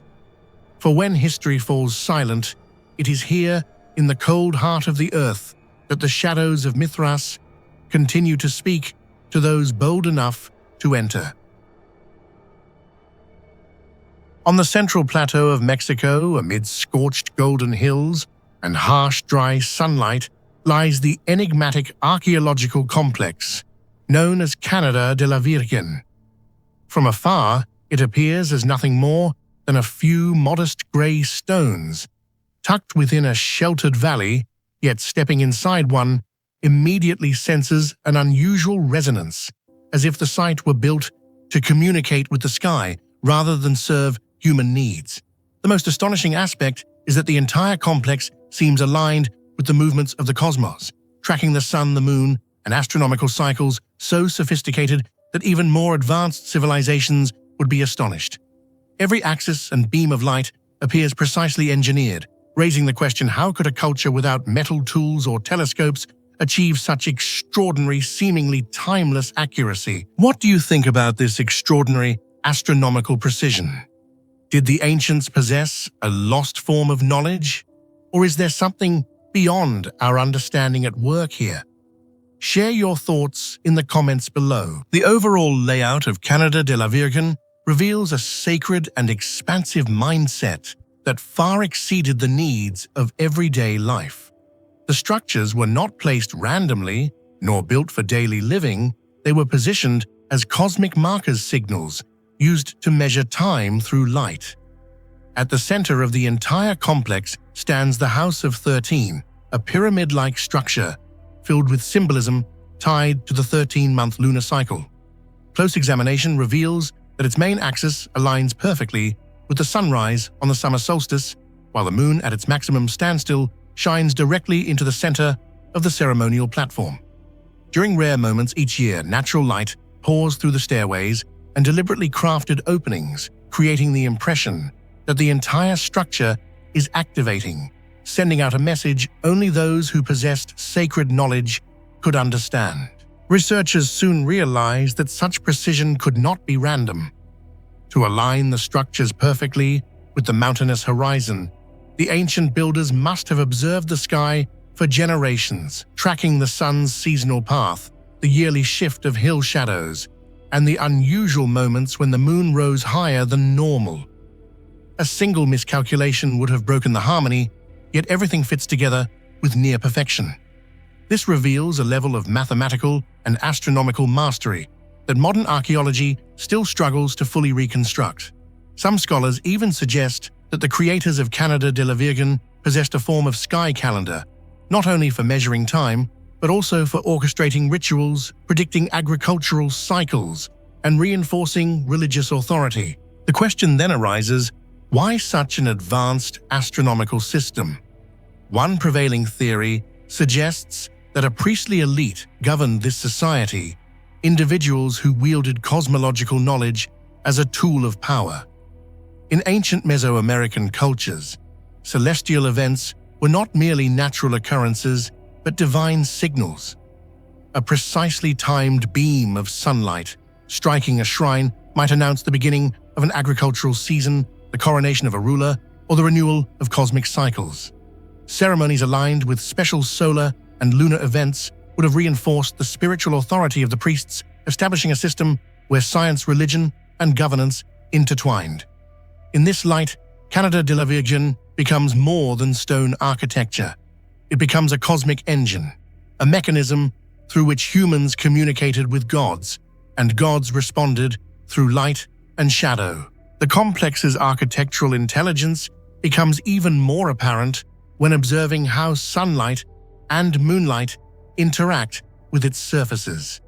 At specific times of the year, long walls cast shadows that fall precisely into engraved grooves on the ground, as if darkness itself functioned as a calendrical marker. These grooves may have served as seasonal indicators, alerting priests to the arrival of solstices, equinoxes, or agricultural periods. Equally intriguing are the unusual stairway angles, unlike the symmetrical designs seen in Maya or Aztec pyramids. These irregular slopes appear purposely engineered to create spectacular nighttime effects. When moonlight reflects off their surfaces, light trails shimmer and shift in rhythm, with human movement producing an ethereal, visual display that might have symbolized celestial journeys or spiritual transitions. Adding to the complexity of the site, archaeologists have found traces of artificial ponds, possible sky mirrors used for astronomical observation. When still, the water becomes a flawless reflective surface, doubling the sky and enhancing the observer's ability to track stars near the horizon. This technique, rarely integrated into architecture with such elegance, suggests profound ingenuity. The builders of Cañada de la Virgen used the earthstone and water as tools, not simply to construct a sacred landscape, but to refine their study of the heavens. Such innovations reveal a civilization capable of blending functionality with spiritual symbolism, where every material had both practical and cosmic significance. One of the most puzzling aspects of the complex is its large-scale geometry. Certain shapes and alignments become clear only when seen from above, a perspective the builders could not have physically accessed. These patterns reveal a level of spatial reasoning that transcends ordinary architectural planning. It raises compelling questions. Did the builders use scaled models? Were their elevated observation platforms now lost to time? Or did they rely on a sophisticated surveying method unknown to modern scholars? The possibility that they envisioned the site in 3 or 4 dimensions, merging space-time and celestial motion, suggests intellectual capabilities far beyond what traditional history attributes to them. As researchers continue unraveling the site's astronomical logic, another enigma emerges. Cañada de la Virgen bears none of the trademarks of a residential settlement. There are no markets, no administrative structures, no evidence of domestic life. Instead, everything points toward ritual activity. Its isolated location hidden within a valley invisible from afar, implies intentional secrecy. The complex may have served as a sanctuary for a select group of elites or astronomer priests who engaged in ceremonies meant to synchronize earthly life with cosmic cycles. Such exclusivity evokes the idea of a forbidden observatory, a place where only the initiated could witness the full choreography of light-shadow and celestial alignment. Like many ancient sites across Mexico, Canada, De la Virgen was eventually abandoned, but without signs of war, natural disaster, or social collapse. The departure appears abrupt and unexplained. Why would a society capable of constructing such a sophisticated cosmic instrument suddenly leave it behind? Theories abound: climatic change, political shifts, religious reformation, or even the dissolution of the priestly class that once sustained the rituals. Yet none of these explanations fully account for the silence that followed. The site's astronomical precision suggests deep cultural significance, making its abandonment feel especially mysterious, as though the knowledge that once animated its stones was deliberately concealed or lost. Today, as the sun sets behind the hills and shadows sweep across the valley, Cañada de la Virgen radiates a solemn, otherworldly beauty. The last light of the day still falls precisely along the ancient axes, as if the past has never truly left. Though time has erased all explanations, the architecture remains still speaking to the sky, just as it did thousands of years ago, and modern observers can only stand in awe, wondering whether they are witnessing the remnants of a lost body of knowledge or merely the astonishing genius of an ancient civilization whose achievements surpassed everything history had recorded. In the arid lands of present-day Karnataka, amid gentle hills and fields, stretching endlessly toward the horizon, lies a seemingly anonymous site that conceals a magnificent past, Kanganhalli Stupa. For centuries, this place was regarded merely as a barren mound, buried by time. But when its thin layer of soil was lifted by the first archaeological excavations in the late 20th century, an entirely different world emerged: a major Buddhist center, a monumental work of sculpture, and above all, an architectural achievement far beyond the understanding of the era in which it was built. Kanganhalli Stupa is not simply a stupa. It is the culmination of engineering knowledge, faith, and mysteries that even modern archaeology has yet to fully decipher. Why do you think a monument as large and important as the Kanganhalli Stupa could disappear from all historical records for thousands of years? Share your thoughts in the comments below. The next clue might come from you. The first strange aspect of Kanganhalli is its complete absence from ancient records.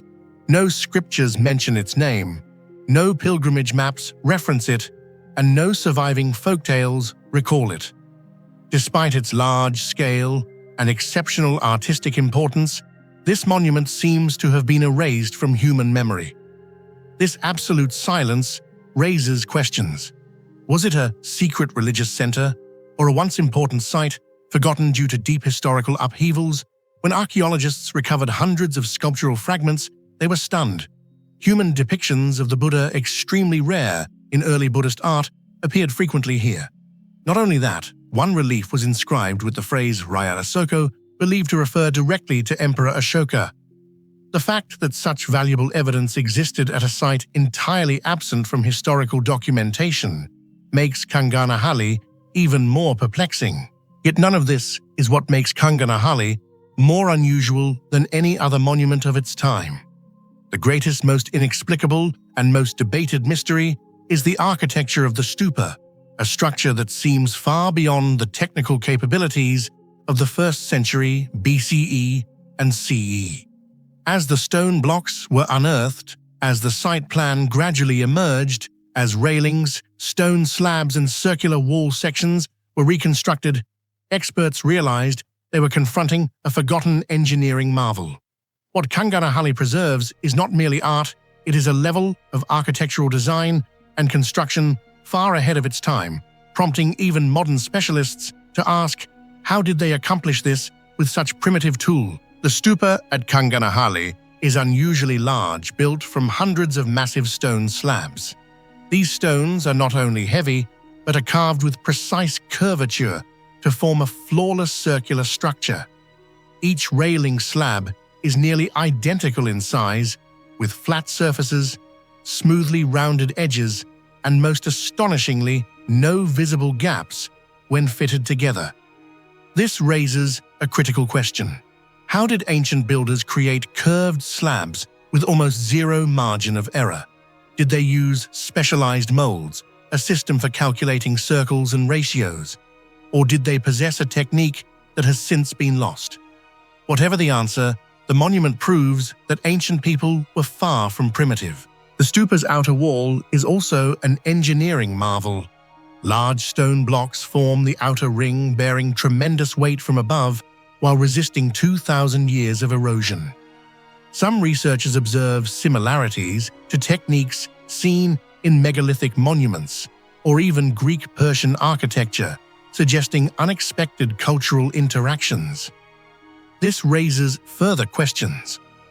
Was ancient Karnataka a far more significant trade hub than historical texts imply?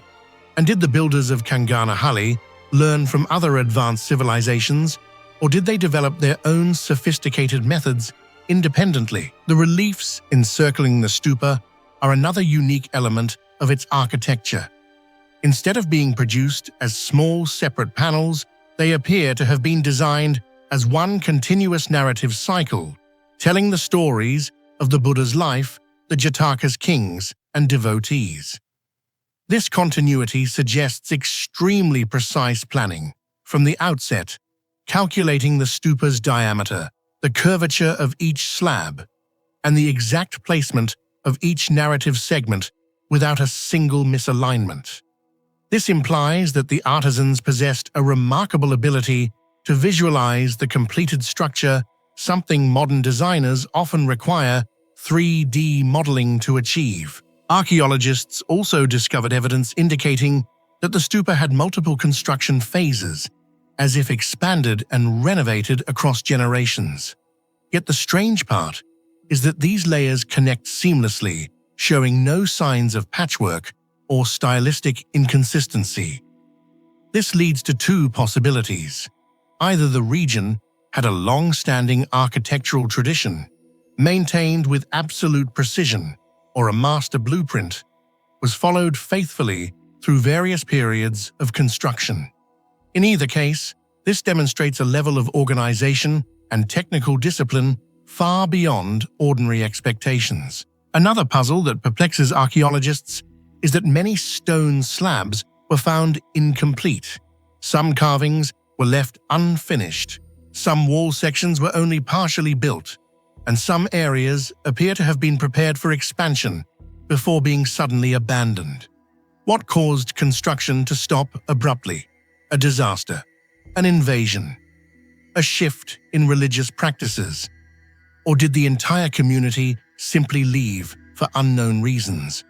These unfinished elements make Kanganhalli resemble a message never delivered to our time, now reduced to fragments that researchers struggle to piece together. Not only unfinished, many stone slabs were deliberately broken. Some were smashed, others buried in ways suggesting the performance of a stupa closing ritual traditionally done when a religious monument was no longer in use. If correct, this indicates that Kanganhalli did not vanish due to natural disaster, but through ritual or political decision. The destruction of reliefs may even represent an attempt to erase symbols of a particular dynasty or sect. But who did this, and why, no one knows. The cultural blending seen in the sculpture is mirrored throughout the architecture. From stone-fitting methods to relief styles and spatial proportions, everything suggests that this was not a small local shrine, but a major cultural crossroads where artisans from multiple regions converged, sharing knowledge and techniques. This supports the theory that Kanganhalli may once have stood along an important ancient trade route, now lost, or functioned as a major pilgrimage center before being replaced by others. Ultimately, when viewing the architecture as a whole, it becomes clear that Kanganhalli Stupa represents a forgotten pinnacle of engineering. The ancient builders understood gravity curvature material, durability load distribution, and even architectural storytelling. They created a monument capable of surviving 2,000 years in silence, waiting to reveal its story.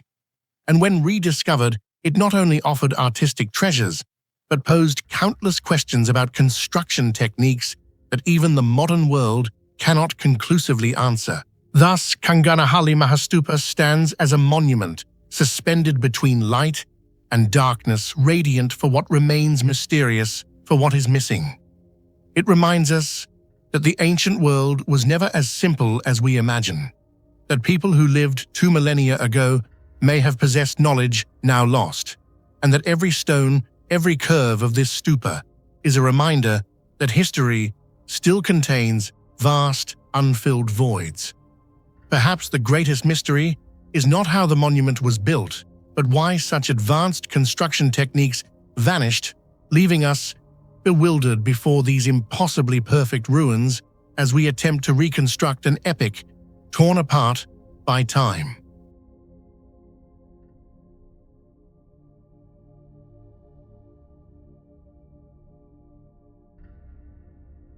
Amid the arid lands of Karakalpakstan, where desert winds howl day and night and the sun scorches the earth with almost unbearable heat, the Chilpik Dakma Tower rises like an ancient scar suspended in the void. No village surrounds it.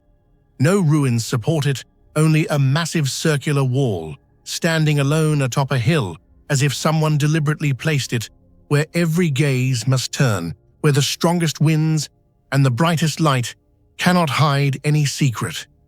And yet this very structure, this solitary monument, continues to conceal its origins across millennia, a silent witness that challenges history itself. In your opinion, what allowed a solitary structure like Chilpik to survive for thousands of years in the middle of the desert? Share your thoughts in the comments below. People called Chilpik Dakma a tower of silence, where ancient Zoroastrians placed bodies for vultures to consume, preventing the pollution of earth and fire. But Chilpik does not fully match any standard Dakma ever recorded. It is larger, taller, more exposed, and above all, more refined. What remains here is not merely a trace of funerary ritual.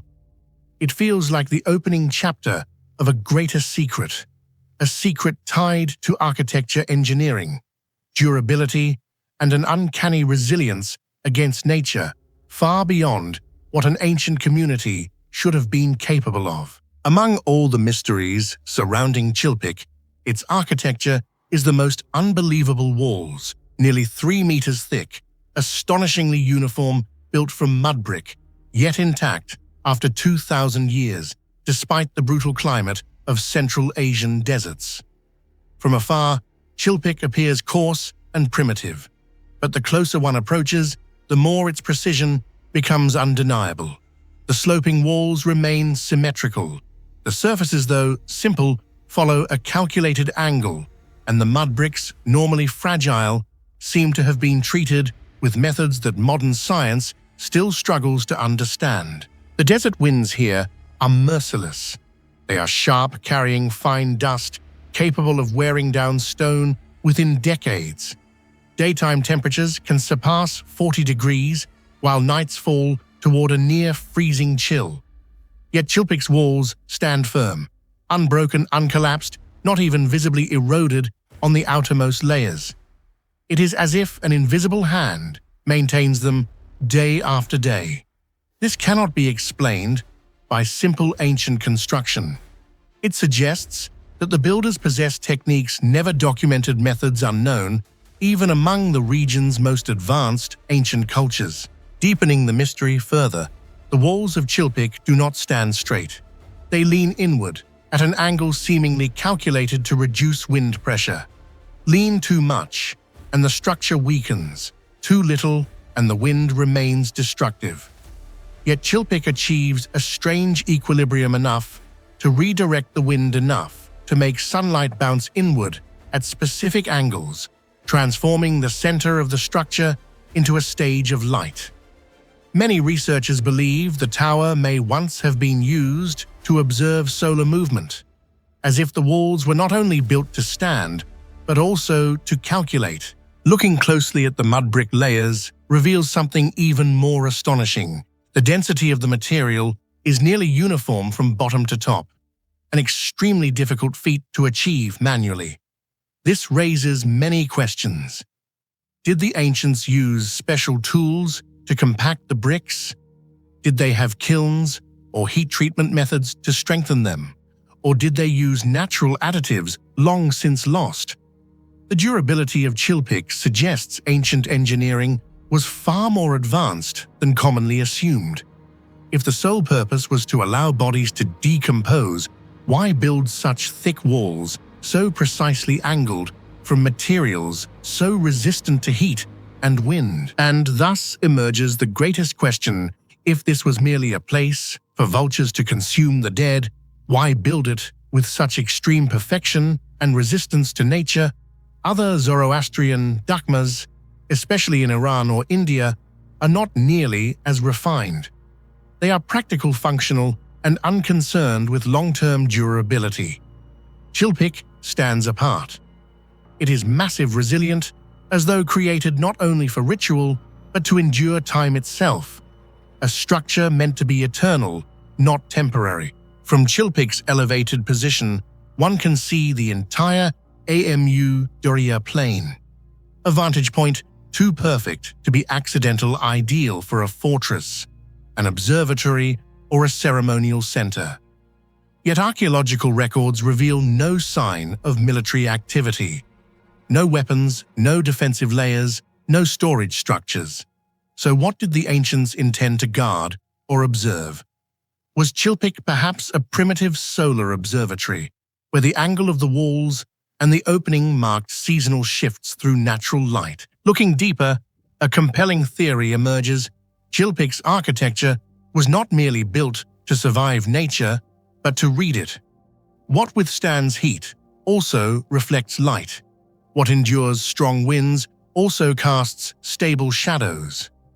The ancients may have used these properties to create a stone instrument, a device for tracking the sun without metal tools or measurement systems. As sunlight struck the walls, their tilt and height created shifting shadows that marked seasonal changes, guiding planting, harvesting, and religious ceremonies. Some modern researchers propose an even bolder idea.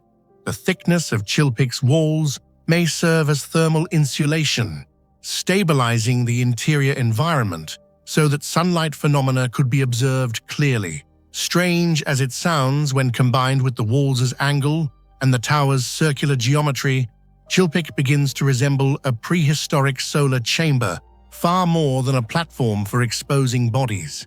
If true Chilpik was never silent, it was speaking, pointing, recording the movement of the sun through shadows that modern researchers have yet to decode. Yet the most confounding detail remains: no human bones have ever been found. No fragments, no burial partitions, no drainage channels typical of Iranian Dakmas. If bodies had been placed here, why has nature preserved nothing? This absence strengthens the theory that Chilpik once served a different purpose, perhaps as an astronomical ceremonial structure, and that calling it a Dakma may simply be the result of later misinterpretation. Thus, when standing before Chilpik today, one does not see only an ancient tower. One sees an unsolved equation, a symbol of lost ancient knowledge, and proof that early engineering may have surpassed our expectations. Chilpik's walls do not only resist wind, they resist time. They do not simply endure heat, they harness light. They do not merely stand, they observe. And so the final question still echoes across the desert wind: who built such a perfect structure in a place where nothing should have been possible? On a rocky promontory Overlooking the still waters of Lake Van, the Ayanis Temple fortress rises like a stone apparition, reflecting the strength of a civilization that once dared to challenge both time and nature. From afar, it resembles a stone crown, hanging in mid-air, blending into the harsh landscape of Anatolia.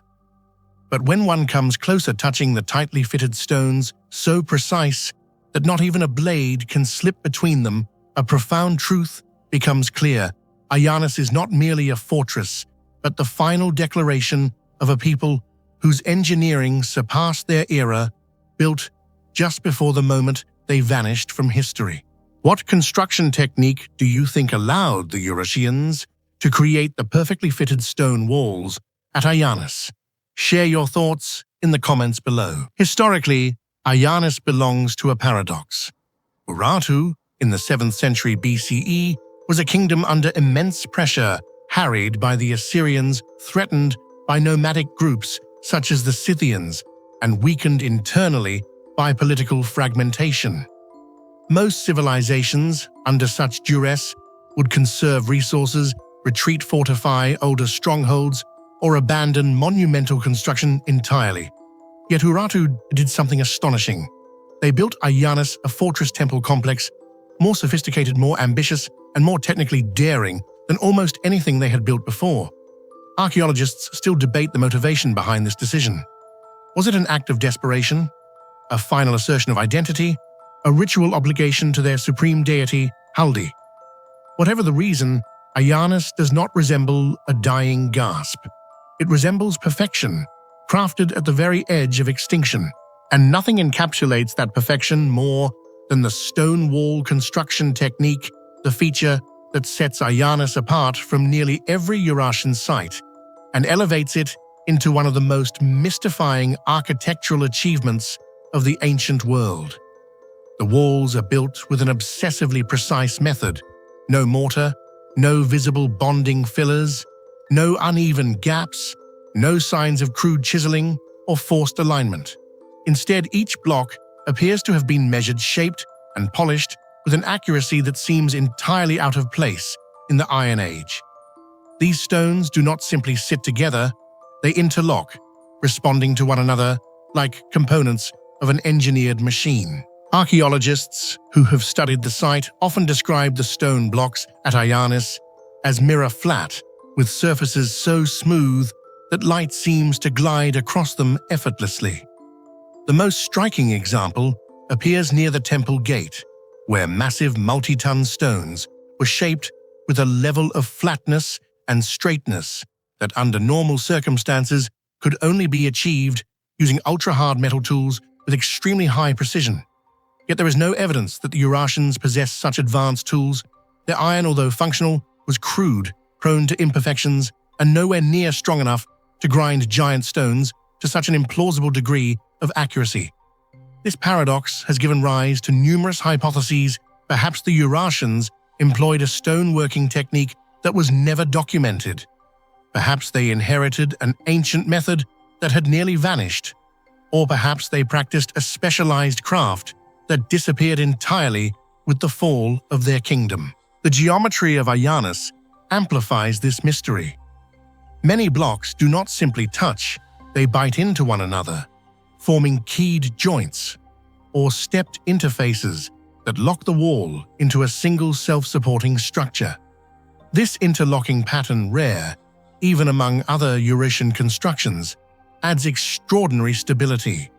It distributes stress, evenly resists lateral shifting, and grants the walls remarkable resilience against earthquakes, an essential quality in a region notorious for seismic activity.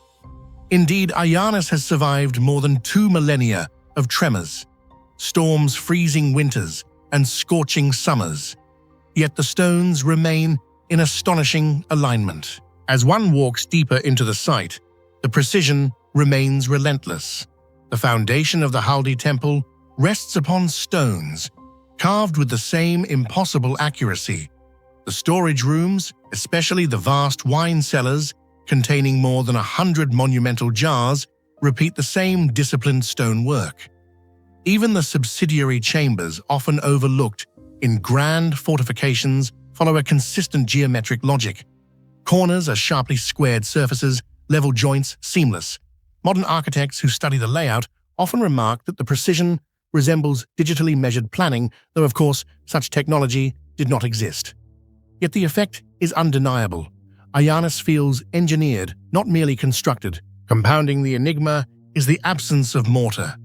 Other Eurasian sites used mud brick and various binding agents.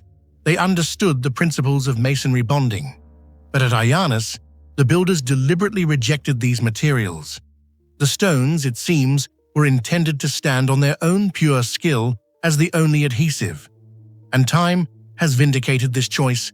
Despite natural disasters and centuries of exposure, the tightly fitted blocks remain where they were placed, a testament to a technique that modern researchers still struggle to fully explain. The stone walls, therefore, are not simply a feature of Ayanis, they are its core mystery, the structural and symbolic heart of everything else at the site. Without them, Ayanis would be exceptional, but comprehensible. With them, it becomes an outlier, a site that forces reconsideration of Eurasian technology, of ancient craftsmanship, and even of how ancient societies conceptualized durability, ritual, and engineering. But the fortress contains more enigmas. The Haldi Temple, despite its monumental form, lacks the expected statue of the deity, an omission that defies the known religious customs of Urartu. The wine storage complexes suggest a level of bureaucratic organization, inventory systems, sealed jars, standardized measurements, reminiscent of much later administrative states. A mysterious layer of ash cloaks several rooms, fueling theories of ritual abandonment rather than violent destruction. And the bronze-clad wooden door discovered at the site, with its intricate riveted design, raises questions about metallurgical capabilities far beyond what is commonly attributed to the region and era. Yet none of these mysteries overshadow the stonework. They orbit it, echo it, deepen it. For if scholars could fully decode the construction of the walls, if they could explain the tools, methods, and planning involved, they might then also explain why Urartu devoted such vast resources to Ayanis, why they created a temple without an idol, why they stockpiled so much wine, and why the fortress was ultimately abandoned without signs of battle. Instead, the walls stand untouched by understanding. Their perfection makes every other question more difficult, not easier. Perhaps Ayanis is Urartu's final message, not carved in cuneiform tablets, not preserved in myths, but encoded in stone joints so tight that even time cannot pry them apart. These walls were once symbols of strength, divine devotion, and national pride. Now they are symbols of mystery. A mystery not only of craftsmanship, but of worldview, of how a civilization chose to express its identity at the moment of its disappearance. Ayanis remains silent, but its silence is powerful. It compels those who visit to wonder, to question, to confront the limits of what we assume about ancient engineering. Because sometimes the greatest mystery is not what was lost, but what endures in a perfection that should not have been possible. In the harsh deserts of Karakal, Pakistan, where the wind drags long ribbons of sand across the ground and the horizon blurs in the heat, Yambascala emerges with an uncanny presence. Not tall or majestic, this fortress stands low, angular, and silent, like a fragment of ancient memory left behind. Among the many Khorazm fortresses, it remains distinct because of the hidden architectural intelligence within its walls, the narrow corridors running along its interior, and the deliberately outward-leaning walls. Every detail feels calculated, precise, to the point of mathematics. Yet the true purpose behind these choices remains something no one has been able to explain. Why do you think the ancient builders designed Yambascala with such deliberately slanted walls? Share your thoughts in the comments below. As one approaches the fortress, its strangeness becomes palpable. The desert quiet surrounding it is not peaceful, but tense, as if the structure itself holds its breath. There are no towering watchtowers, no elevated battlements for guards to survey the horizon. Instead, the fortress seems to fold in on itself, pressing its weight downward into the ground as though bracing against forces no longer present. The walls, massive, thick, and leaning outward, cast long shadows that distort perspective. Standing before them, a visitor might feel as though the structure is not simply deteriorating, but resisting maintaining a posture chosen by its creators with precise intent. The arrow corridor system, with its narrow, elongated passageways, is the first sign that Yambascala was built with an unusual defensive philosophy. These corridors trace the inner perimeter of the walls, reminiscent of spaces designed for archers to move unseen and fire through slit-like openings without ever exposing their bodies. The width of the pathways is almost uncomfortably tight. Even a single person passing through may feel the need to turn slightly sideways, as if the fortress demands a particular posture from its inhabitants. Every step echoes faintly absorbed by earthen surfaces that still bear marks of ancient hands. Yet the corridors alone do not define Yambascala's mystery. The true enigma lies in the inclining walls, which lean outward at a deliberate angle. This angle is not subtle. It is immediately visible, unmistakable, as if the fortress is pushing back against the sky. For centuries, archaeologists attempted to decode this feature, often dismissing it as the product of collapse erosion or structural fatigue. But excavation after excavation revealed the same truth. The inclination was intentional from the moment of construction. The alignment is too consistent, too uniform to be the result of chance. In architectural traditions across Khwarezm, slanted walls of this kind were unknown.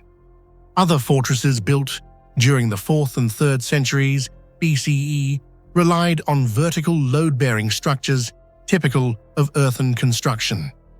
Yambascala, however, breaks that pattern entirely. It is an anomaly, a deviation so pronounced that it forces scholars to question whether its builders were using principles lost to time or responding to conditions no longer present in the region. One early explanation proposed that the slanted walls were designed to counter siege machinery. In warfare, a leaning wall disperses the force applied by ladders, rams, or push devices.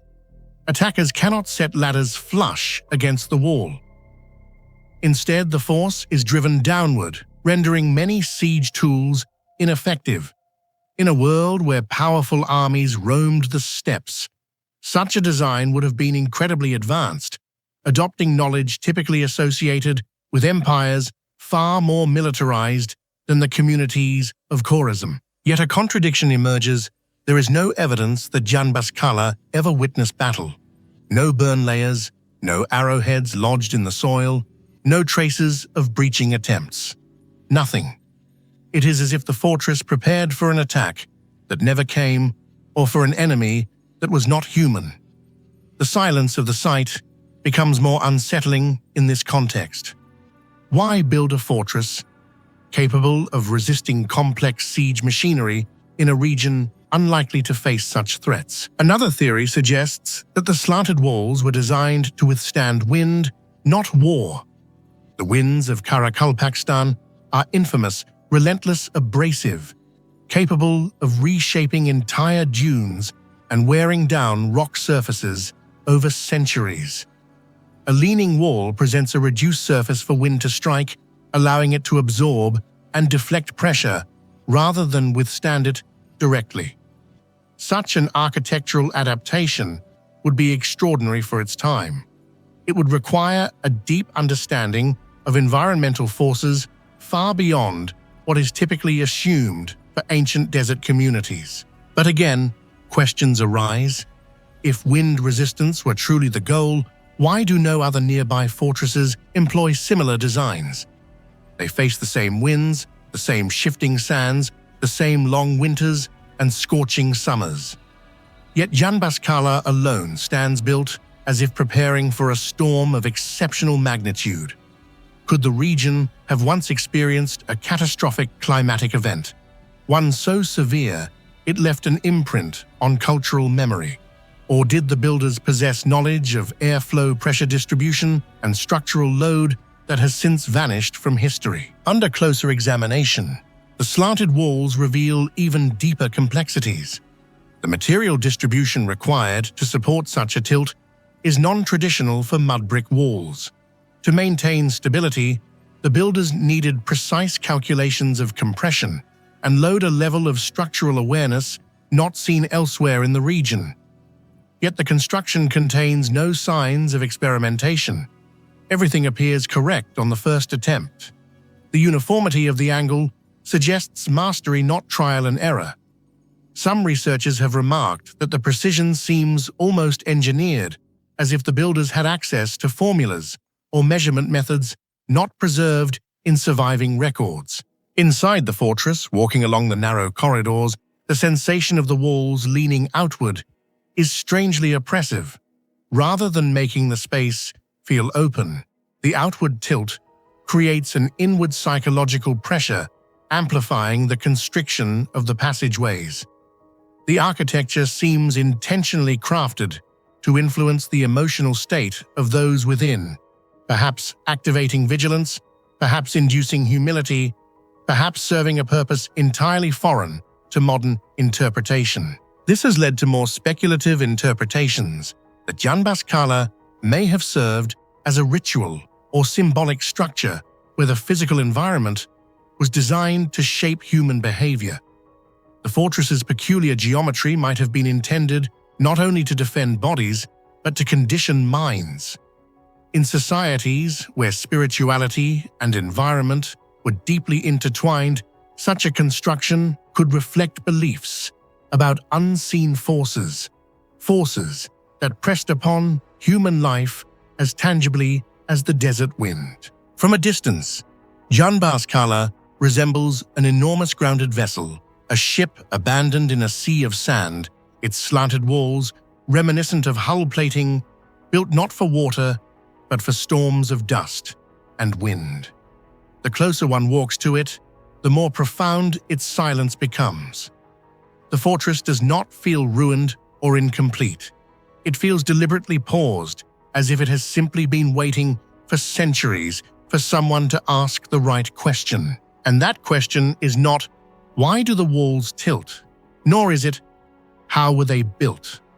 The deeper question, the one that lingers long after leaving the site, is far more unsettling. What were the ancient builders trying to withstand? Wind siege engines, a catastrophic natural force, a cultural fear now erased from memory, or something else entirely, something no surviving record describes. Yambascala endures anchored in the vast emptiness of the desert, its slanted walls pointing outward like shields against an invisible threat. And in that quiet defiance, it reminds us of a truth often forgotten, that the greatest ancient mysteries are not merely the structures themselves, but the lost knowledge of those who built them. Knowledge that once shaped stone and earth with certainty and now leaves us standing in the sand, guessing at shadows. On the arid plains of the Pravara Valley in Maharashtra, India, lies an archaeological site that seems unremarkable at first glance, yet hides secrets capable of shaking our understanding of Bronze Age civilizations in the South Asian subcontinent. This is the Daimabad Bronze Age settlement, a habitation site that lasted for millennia before suddenly disappearing without leaving any clear explanation behind.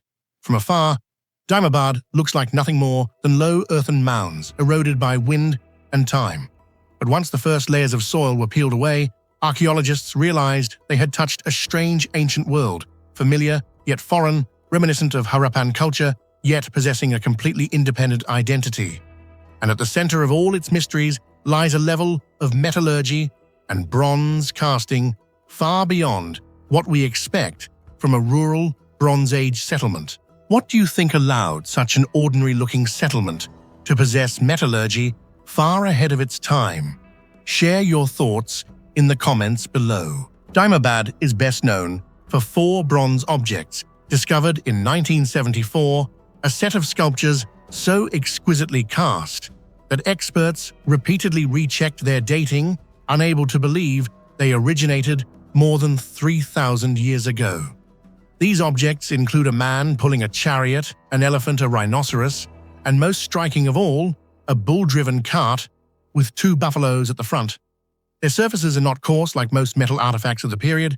Instead, they are smooth, even with anatomical details, ears, horns, ankle joints, muscle lines rendered with remarkable precision, reflecting deep biological understanding and mastery of molten metal. Their sophistication suggests that only advanced civilizations with specialized foundries or ritual metallurgical traditions could have produced them.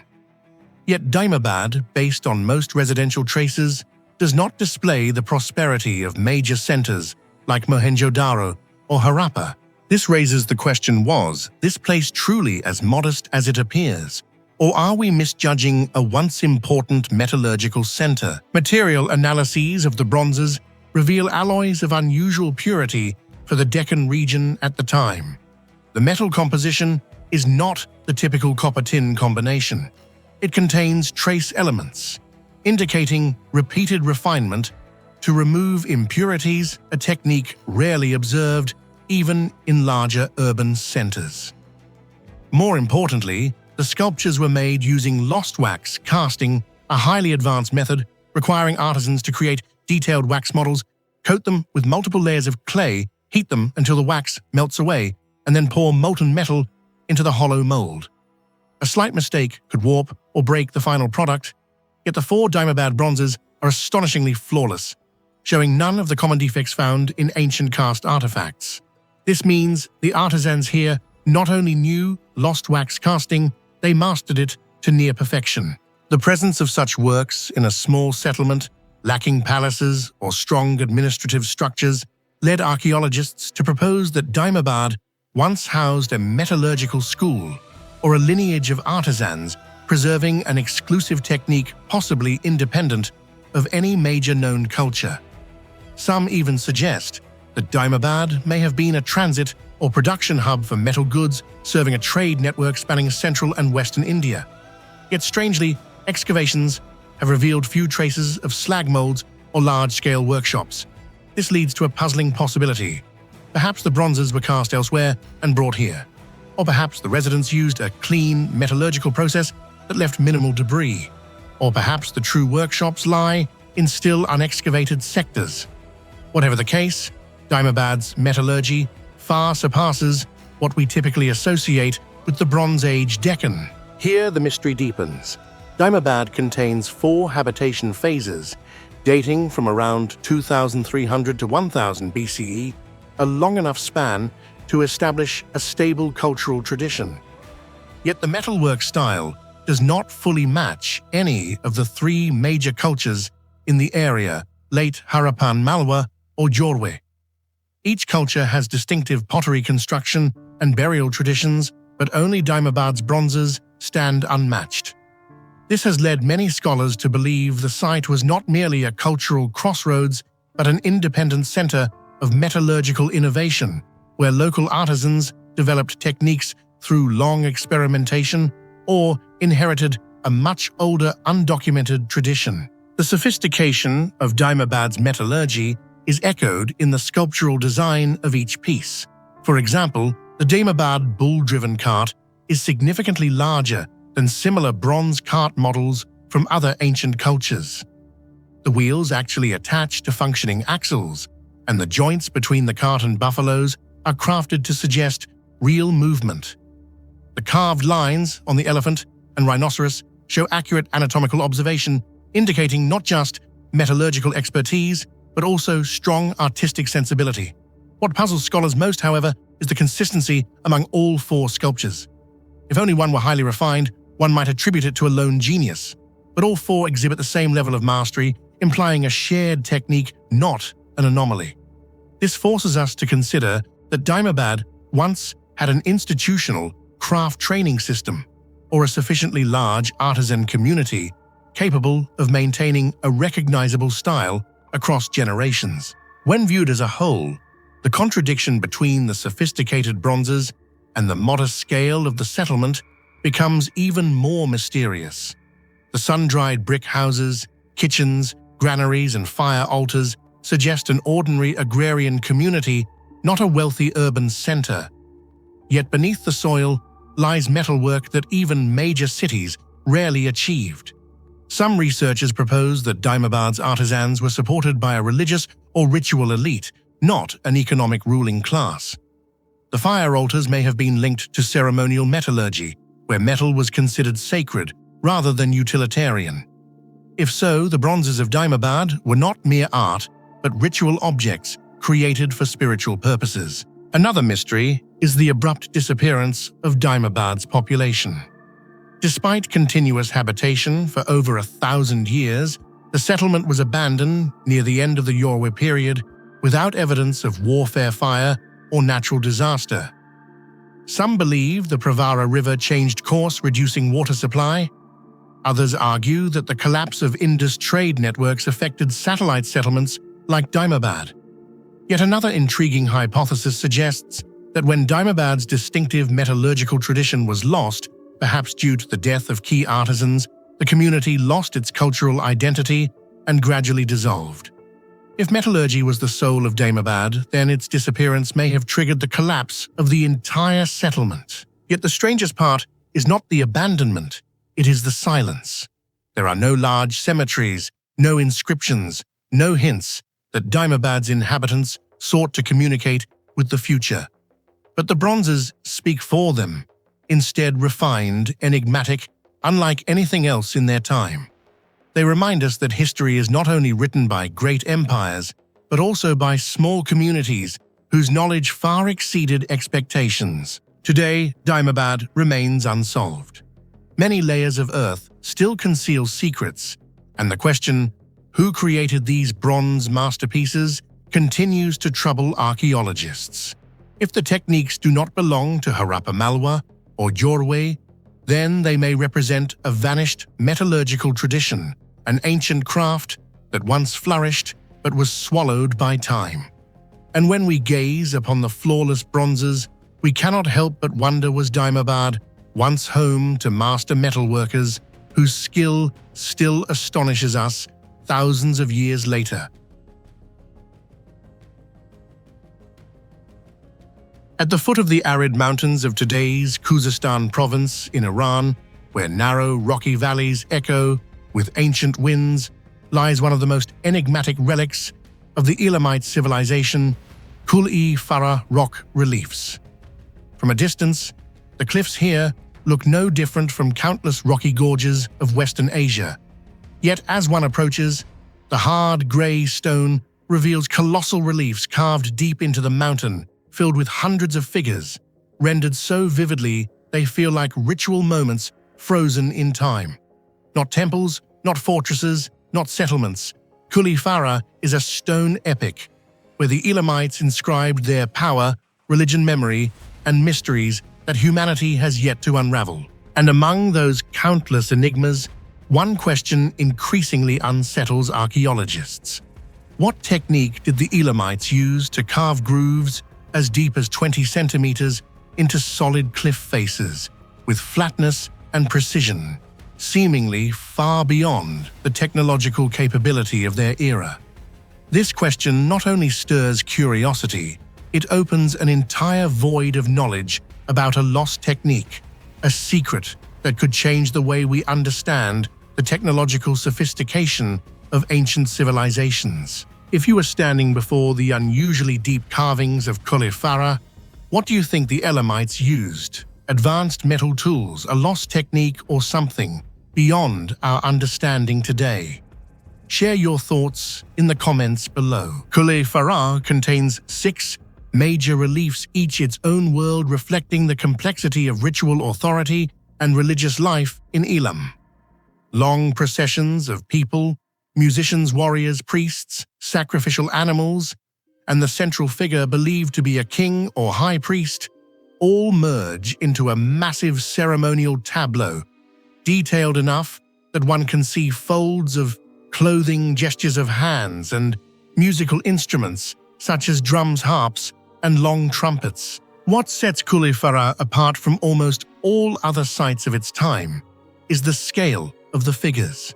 Some reliefs contain more than 100 individuals carved deeply and clearly arranged in compositions as intricate as murals. But the true awe comes not from quantity, it comes from the unusual depth and precision of the carving technique unmatched by any other Elamite site of the same period. Kul-e is not located within a major ancient city or religious center. Instead, it stands alone in a narrow gorge far from any settlement and extremely difficult to reach. This unusual setting has led researchers to propose various theories. The site may once have been a secret pilgrimage place where only officials or specially chosen individuals were allowed to participate in rituals. It may also have been a sacred space of Elamite religion, a natural temple where deities were invoked through special ceremonies. Or perhaps it marked a territorial boundary where the Elamite king asserted his power by carving his presence directly onto the cliff face. No ancient texts survive to confirm or refute any of these theories, and it is this silence of history that makes Kul-e more mysterious than ever. Across several reliefs appears a prominent figure standing on a raised platform larger than everyone else, surrounded by attendants and worshippers. Some scholars believe this is King Irius, while others argue he is the high priest, a person who held both religious and political authority. What is puzzling is that his image lacks many of the royal symbols seen in other Elamite sites, making his identity even harder to determine. Some even propose that he represents a semi-divine being, symbolizing the union between earthly power and the spiritual realm. Regardless of who he was, this figure clearly occupies the center of the ritual narrative, emphasized by greater depth, sharper detail, and stronger visual dominance than any other figure.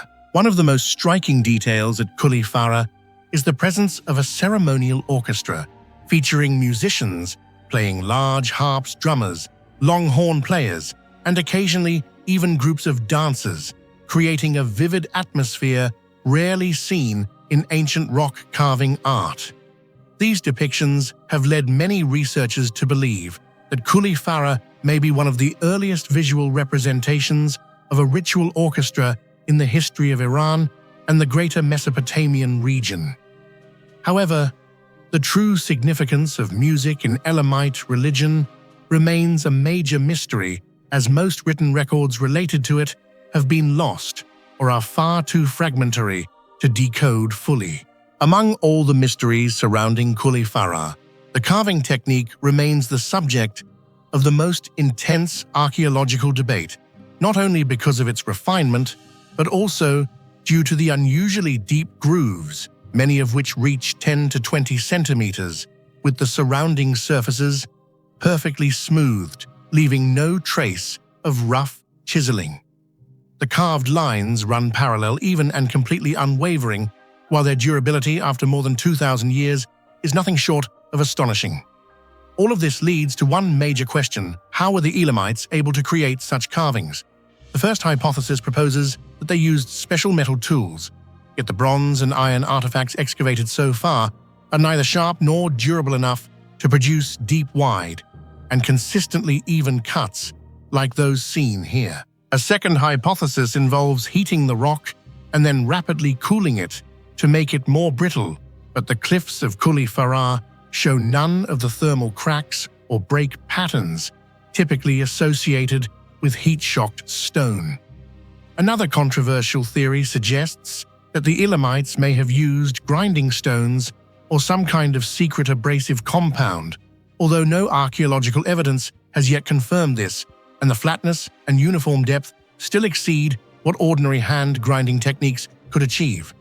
Finally, some scholars propose that the Elamites once possessed a unique stoneworking technology that completely vanished when their civilization declined, perhaps an undiscovered alloy, a method of softening the stone's surface, or an advanced scaffolding system that allowed precision work on steep cliff faces. To this day, none of these hypotheses have been fully proven, but all agree on one point: the carving technique at Kul-e is far beyond what anyone previously believed the Elamites were capable of. The question of why the Elamites created the unusually deep carvings at Kul-e is just as mysterious as the technique they used. Perhaps they intended the reliefs to endure longer, strong enough to withstand time and the harsh forces of nature. Or maybe the depth was designed to produce dramatic light and shadow effects during rituals, making the figures appear more vivid and sacred in the moment of ceremony. Another possibility is that the depth served as a way to honor the sacred rites, symbolizing the solemnity and authority of the central figure or the ritual itself. Yet to this day, Kul-e offers no clear clues to answer this question, and the true purpose behind these deep carvings remains completely shrouded in mystery. Kul-e is a masterpiece, yet also a void. The Elamite civilization was once powerful, rivaling Mesopotamia, but today only fragmented remnants remain. Among them, Kul-e is the most precious piece and the most perplexing. Rituals, music, authority, religion, all are preserved here yet. The method of carving, the very means by which these stories survived, is the greatest enigma of all. Perhaps the Elamites intended to leave behind a message for the distant future, but we are still not knowledgeable enough to read it. On the semi-arid lands of present-day Tajikistan, among what once seemed like anonymous mounds stretching along the ancient Silk Road, lies a strange archaeological site known as Ajina-Tepa Monastery, a Buddhist complex that was once radiant in its glory, yet vanished without leaving any clear explanation. When Soviet archaeologists excavated the site in the mid-20th century, they had no idea that beneath the thick layer of earth accumulated over centuries was a vast religious complex with long corridors, silent meditation rooms, monastic living quarters, and most striking of all, a massive reclining Buddha statue more than 12 meters long. Its monumental size made Ajina-Tepe one of the most extraordinary Buddhist centers in Central Asia, yet its true mystery does not lie in the scale of the sculpture, but in the exquisite artwork carved and painted across its surrounding walls, masterpieces considered the pinnacle of ancient mural art, crafted with techniques that no one today has been able to replicate. What do you think caused the exquisite mural techniques of Ajina-Tepe to disappear completely over time? Simple historical loss? Or is there an undiscovered secret behind it? Share your thoughts in the comments below. The first impression of Ajina-Tepe is that it must once have been a monastery important enough to attract Buddhist devotees and scholars traveling along the Silk Road. The architectural layout forms a square with a central courtyard, numerous small rooms surrounding it, and a large chamber dedicated to the reclining Buddha. But it is the walls themselves that tell the deeper story. When the first shafts of light entered the collapsed earth during excavation, archaeologists were stunned to find countless murals behind the layers of mud, images of seated Buddhas, bodhisattvas, monks cloaked in vivid red and yellow robes, mythological scenes, sacred symbols, and intricate decorative motifs blending Gandharan Persian and Central Asian styles. Centuries of darkness had not diminished their vibrancy. The hues of red ochre and green remained astonishingly saturated, prompting the question, how did the artists of that era create pigments capable of surviving millennia underground? This is where the greatest mystery emerges. The wall painting technique of Ajina-Tepe has been almost completely lost. No ancient text documents the methods of mixing colors, no recipe explains the binding materials, and no account describes the process of preparing the painted surface. Modern specialists analyzing the fragments discovered an unusual mixture, combining natural minerals, finely ground herbs, and an organic binder that has yet to be identified. The plaster base was mixed in a curious ratio, soft enough for fluid, graceful lines, yet strong enough to withstand the harsh climate of Central Asia. The sharp contours, hair-thin outlines, and delicate transitions between tones revealed that the artists were not only masters of painting technique, but also possessed a sophisticated understanding of material chemistry knowledge absent from any surviving historical records of the region. Even more puzzling, some murals display a three-dimensional depth effect despite being drawn on a flat surface, leading many experts to call Ajina-Tepe a museum of a vanished artistic technology. Furthermore, the arrangement of murals within the corridors appears to follow a deliberate and symbolic design. The paintings were not placed randomly. They were positioned along the movement path of monks entering from the central courtyard. One first encountered scenes depicting serene monastic life. Deeper inside appeared Buddhas and Bodhisattvas, radiating gentle halos, and finally, motifs guiding the mind towards spiritual liberation. The entire sequence resembles a meditative journey narrated through color and form.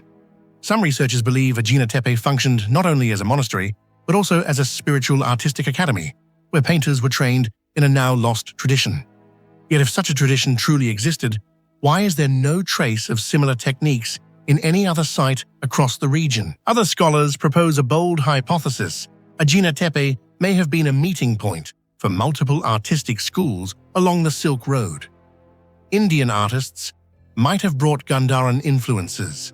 Sogdian artisans contributed their religious imagery techniques, and craftsmen from Bactria introduced regional materials and methods. This convergence could have created a unique style found nowhere else, a style that disappeared entirely when the monastery was abandoned at the end of the 8th century. Yet the puzzling part is that no evidence suggests Ajina-Tepe was ever a major trade hub or cultural gathering center. Isolated and difficult to reach far from major rivers or commercial routes, the site raises deeper questions: who sponsored such an extraordinary artistic project, and why was it built in this particular place? The mystery extends far beyond the art. The entire monastery appears to have been abandoned abruptly. There are no traces of fire, no arrows, no structural damage from warfare. Rooms were left with broken pottery tools and intact murals, as though the inhabitants departed suddenly in a single moment. The spread of Islam is typically cited as the cause of Buddhism's decline in Central Asia, yet the complete absence of conflict indicators has led some to believe Ajina-Tepe did not fall due to violence, but due to a broader socio-religious shift, one that unfolded quietly. This heightens the sense that the breathtaking murals may have been the final message of a community of artists and scholars before disappearing into dust. Another puzzle complicates Ajina-Tepe's study. Many objects recorded by the earliest archaeological teams, terracotta sculptures, mural fragments, small carvings, vanished during transportation or storage in the Soviet era. These losses make it nearly impossible to reconstruct the site's full history. Why are there no detailed records of such crucial items? Were they lost, stolen, or destroyed without documentation? The absence of these materials leaves large gaps in the narrative of Ajina-Tepe, deepening its enigma. And then there is the reclining Buddha, over 12 meters long, a symbol of nirvana, ultimate peace, lying amid a monastery overflowing with artistry. Crafted from clay and plaster materials, delicate by nature, the sculpture nevertheless exhibits soft contours, natural posture, a finely shaped cushion beneath the head, and gracefully draped folds of fabric. Curiously, this sculptural technique is uncommon in other monasteries of the region. Could the same group of artisans have produced both the murals and the statue? Or was Ajina-Tepe the creation of an esoteric artistic school whose methods have vanished completely? No answer has been found. Today, only a portion of the murals has been restored and displayed in museums. Yet even these fragments make viewers feel as if they are standing before the remnants of an artistic civilization far ahead of its time. The colors remain too vivid, the compositions too refined, the techniques too sophisticated compared to what is known of 7th to 8th century Central Asian art. This disparity forms the core of Ajina-Tepe's greatest mystery. How did a monastery in such an isolated location with limited material resources produce masterpieces using techniques still beyond our ability to replicate? Thus, Ajina-Tepe Monastery is not merely a vanished religious site, but a doorway into an artistic tradition that reached its peak before being swallowed by time. Each wall, each stroke, each surviving layer of pigment whispers of a past where masterful techniques, brilliant hands, and esoteric knowledge flourished only to disappear without trace. Ajina-Tepe challenges our understanding of Buddhist history, monastic architecture, and Silk Road culture, while raising an even larger question. Do we truly grasp the full breadth of ancient art that time has hidden? Or is Ajina-Tepe proof that what we know today is only the surface of a far deeper creative world?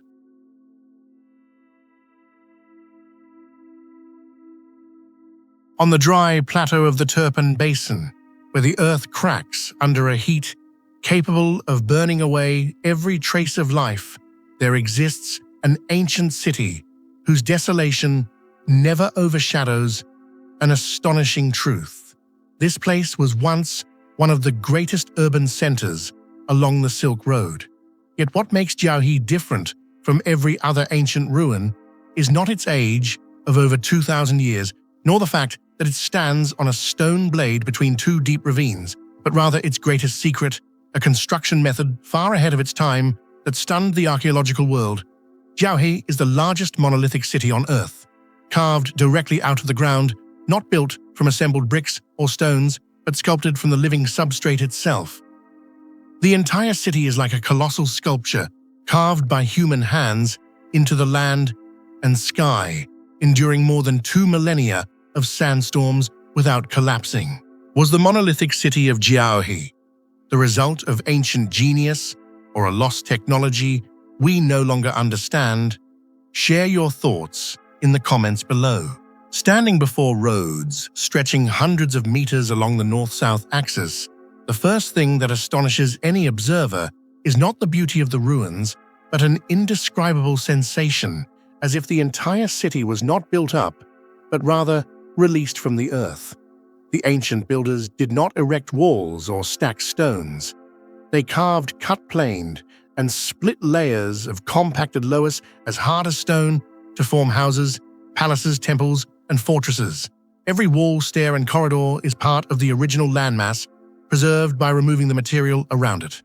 This represents an extraordinary architectural mindset, a technique requiring measurement calculation and geological understanding that people of that era, in theory, should not have possessed. At the city's center stand ancient Buddhist temples, also carved as single monolithic structures, rising like massive stone pillars, defying time, creating tall, spacious, symmetrical interiors purely through removal of material with no wooden columns, no separate roof structures, has led many researchers to wonder, how did they know exactly how deep to carve without causing collapse?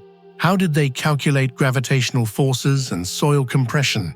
And who taught them this technique, a method almost entirely lost to history, with Jiaohe being its final surviving testament? Walking along the streets, one can see remnants of homes, once 2 or even 3 stories tall, all carved from the same continuous mass of earth.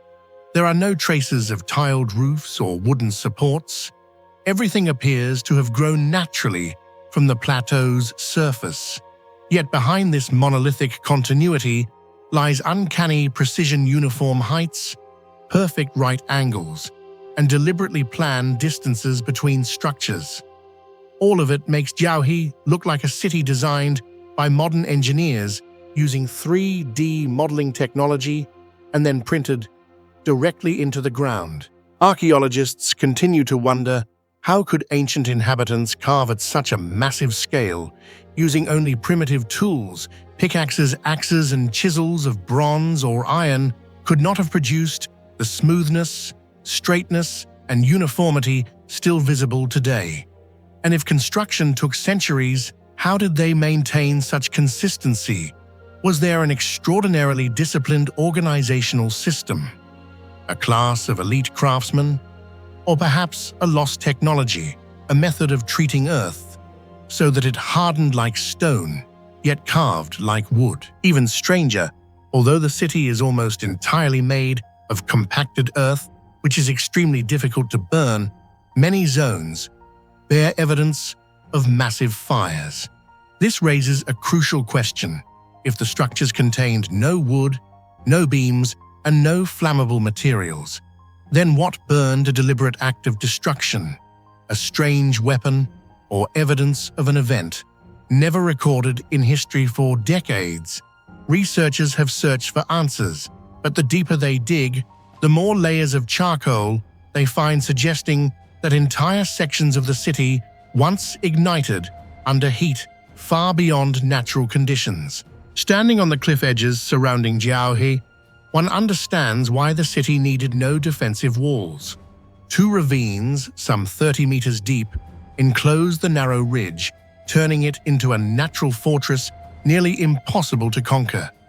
No matter how large an army was, a frontal assault would have been futile.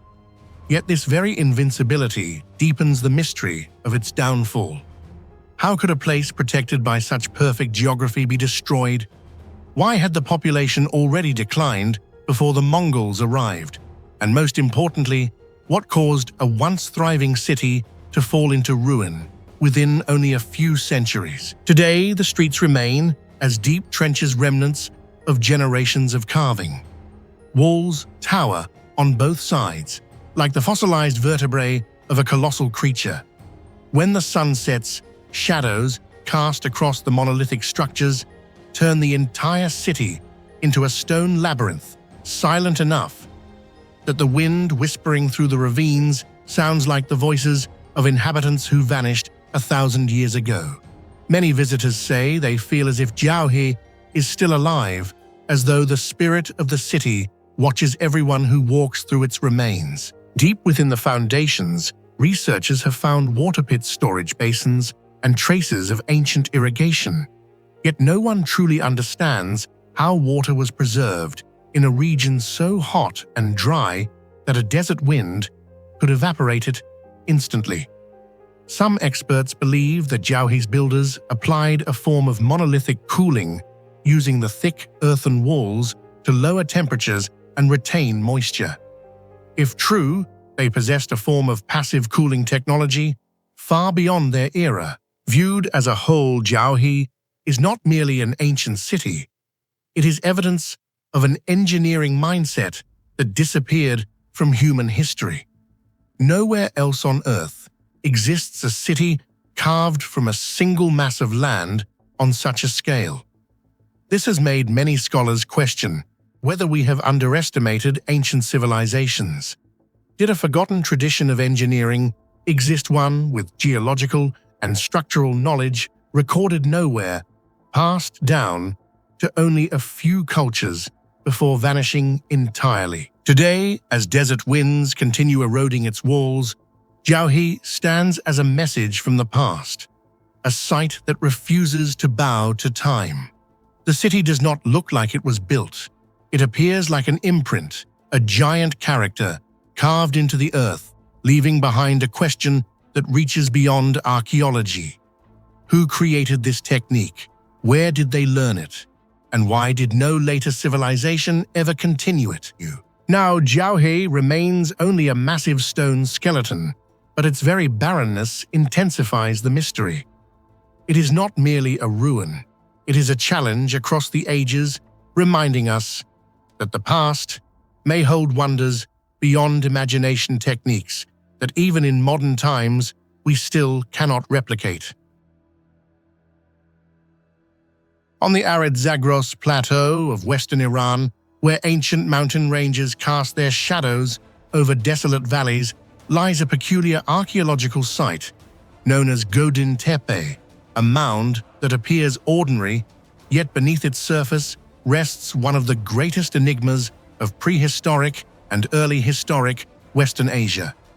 The most intriguing feature of the entire site is the fortified core, a defensive nucleus built like a stronghold with thick perimeter walls, watchtowers, narrow gateways, and storage rooms arranged like a maze. From a modern perspective, this structure seems far beyond what a small settlement would require. Who built it? Why did they need such a fortified complex? And most puzzling of all, why was the entire area abandoned so suddenly without leaving behind any clear signs of warfare, disaster, or decline? The silence of Godin Tepe has turned it into an archaeological paradox that remains unresolved. What do you think truly happened at Godin Tepe that caused an entire community to disappear in complete silence? Share your thoughts in the comments below. Excavations reveal that Godin Tepe did not belong to a single civilization. From prehistoric groups to the Uruk expansion from Mesopotamia, then Proto-Elamites, followed by the Medes and the Achaemenids, each population came and went, stacking atop one another like torn-out pages of a fragmented book. However, none of these cultural layers can definitively claim to be the original builders of the fortified core. The structure seems to have existed from a very early period, constructed with techniques surpassing the standards of its age, compelling later inhabitants to reuse it without understanding its original purpose. Among the cultural traces found the presence of Uruk, influences, pottery ceilings, and typical centralized storage systems is the most confounding. Godin Tepe lies far from the Mesopotamian heartland, isolated by rugged mountains, yet it exhibits an unexpectedly deep level of cultural interaction. This has led many scholars to speculate that the site once served as a secret trading outpost or a strategic transit hub for controlling routes of valuable materials like tin, copper, and obsidian resources vital for the emergence of early states. Yet the mystery of Godin Tepe lies not only in who visited it, but in how it functioned. Inside the fortified core, archaeologists discovered numerous large storage rooms containing sealed jars, inventory markings, and signs of a tightly regulated system of goods management features typically found in societies with centralized administration. But the paradox is this: Godin Tepe was not a large city. It had no grand plaza, no palace, and no densely populated residential districts. It feels less like a place meant for people to live in, and more like a surveillance center, a resource control facility, or perhaps even a classified base operated by an unknown power in antiquity. The slanted walls, off-axis gates, narrow passageways, and complex internal layout point to a deliberate intention, controlling movement, safeguarding resources, and limiting access.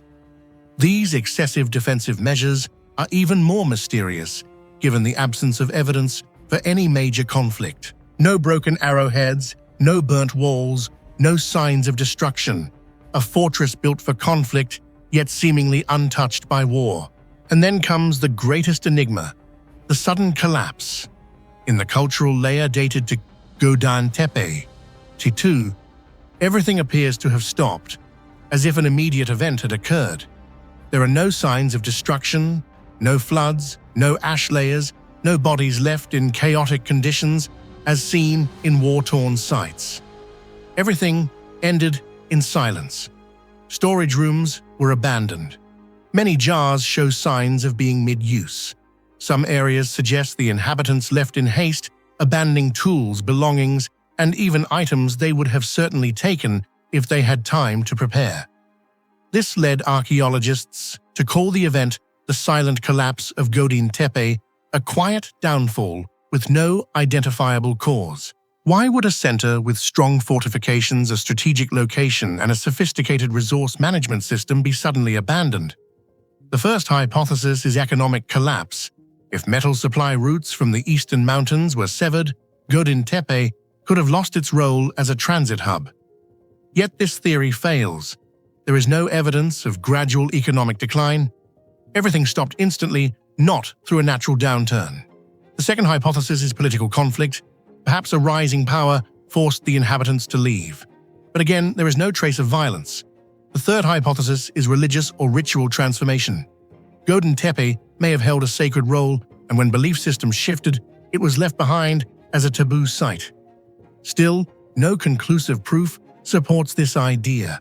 The fourth hypothesis, considered the most unusual, suggests the site experienced an urgent social or psychological crisis, such as a disease outbreak that left no skeletal markers, or a prophecy spiritual mandate or warning that convinced inhabitants they had to leave immediately.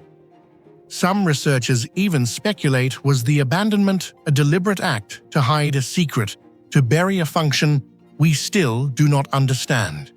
Was Godin Tepe used for purposes unknown, even to those who came later? And why did no one ever return to reclaim this ideal strategic location? There is no satisfying explanation. The collapse becomes even more perplexing when viewed in the broader regional timeline. Many Uruk-related sites in nearby areas also declined, but none vanished with the silent abruptness seen at Godin Tepe.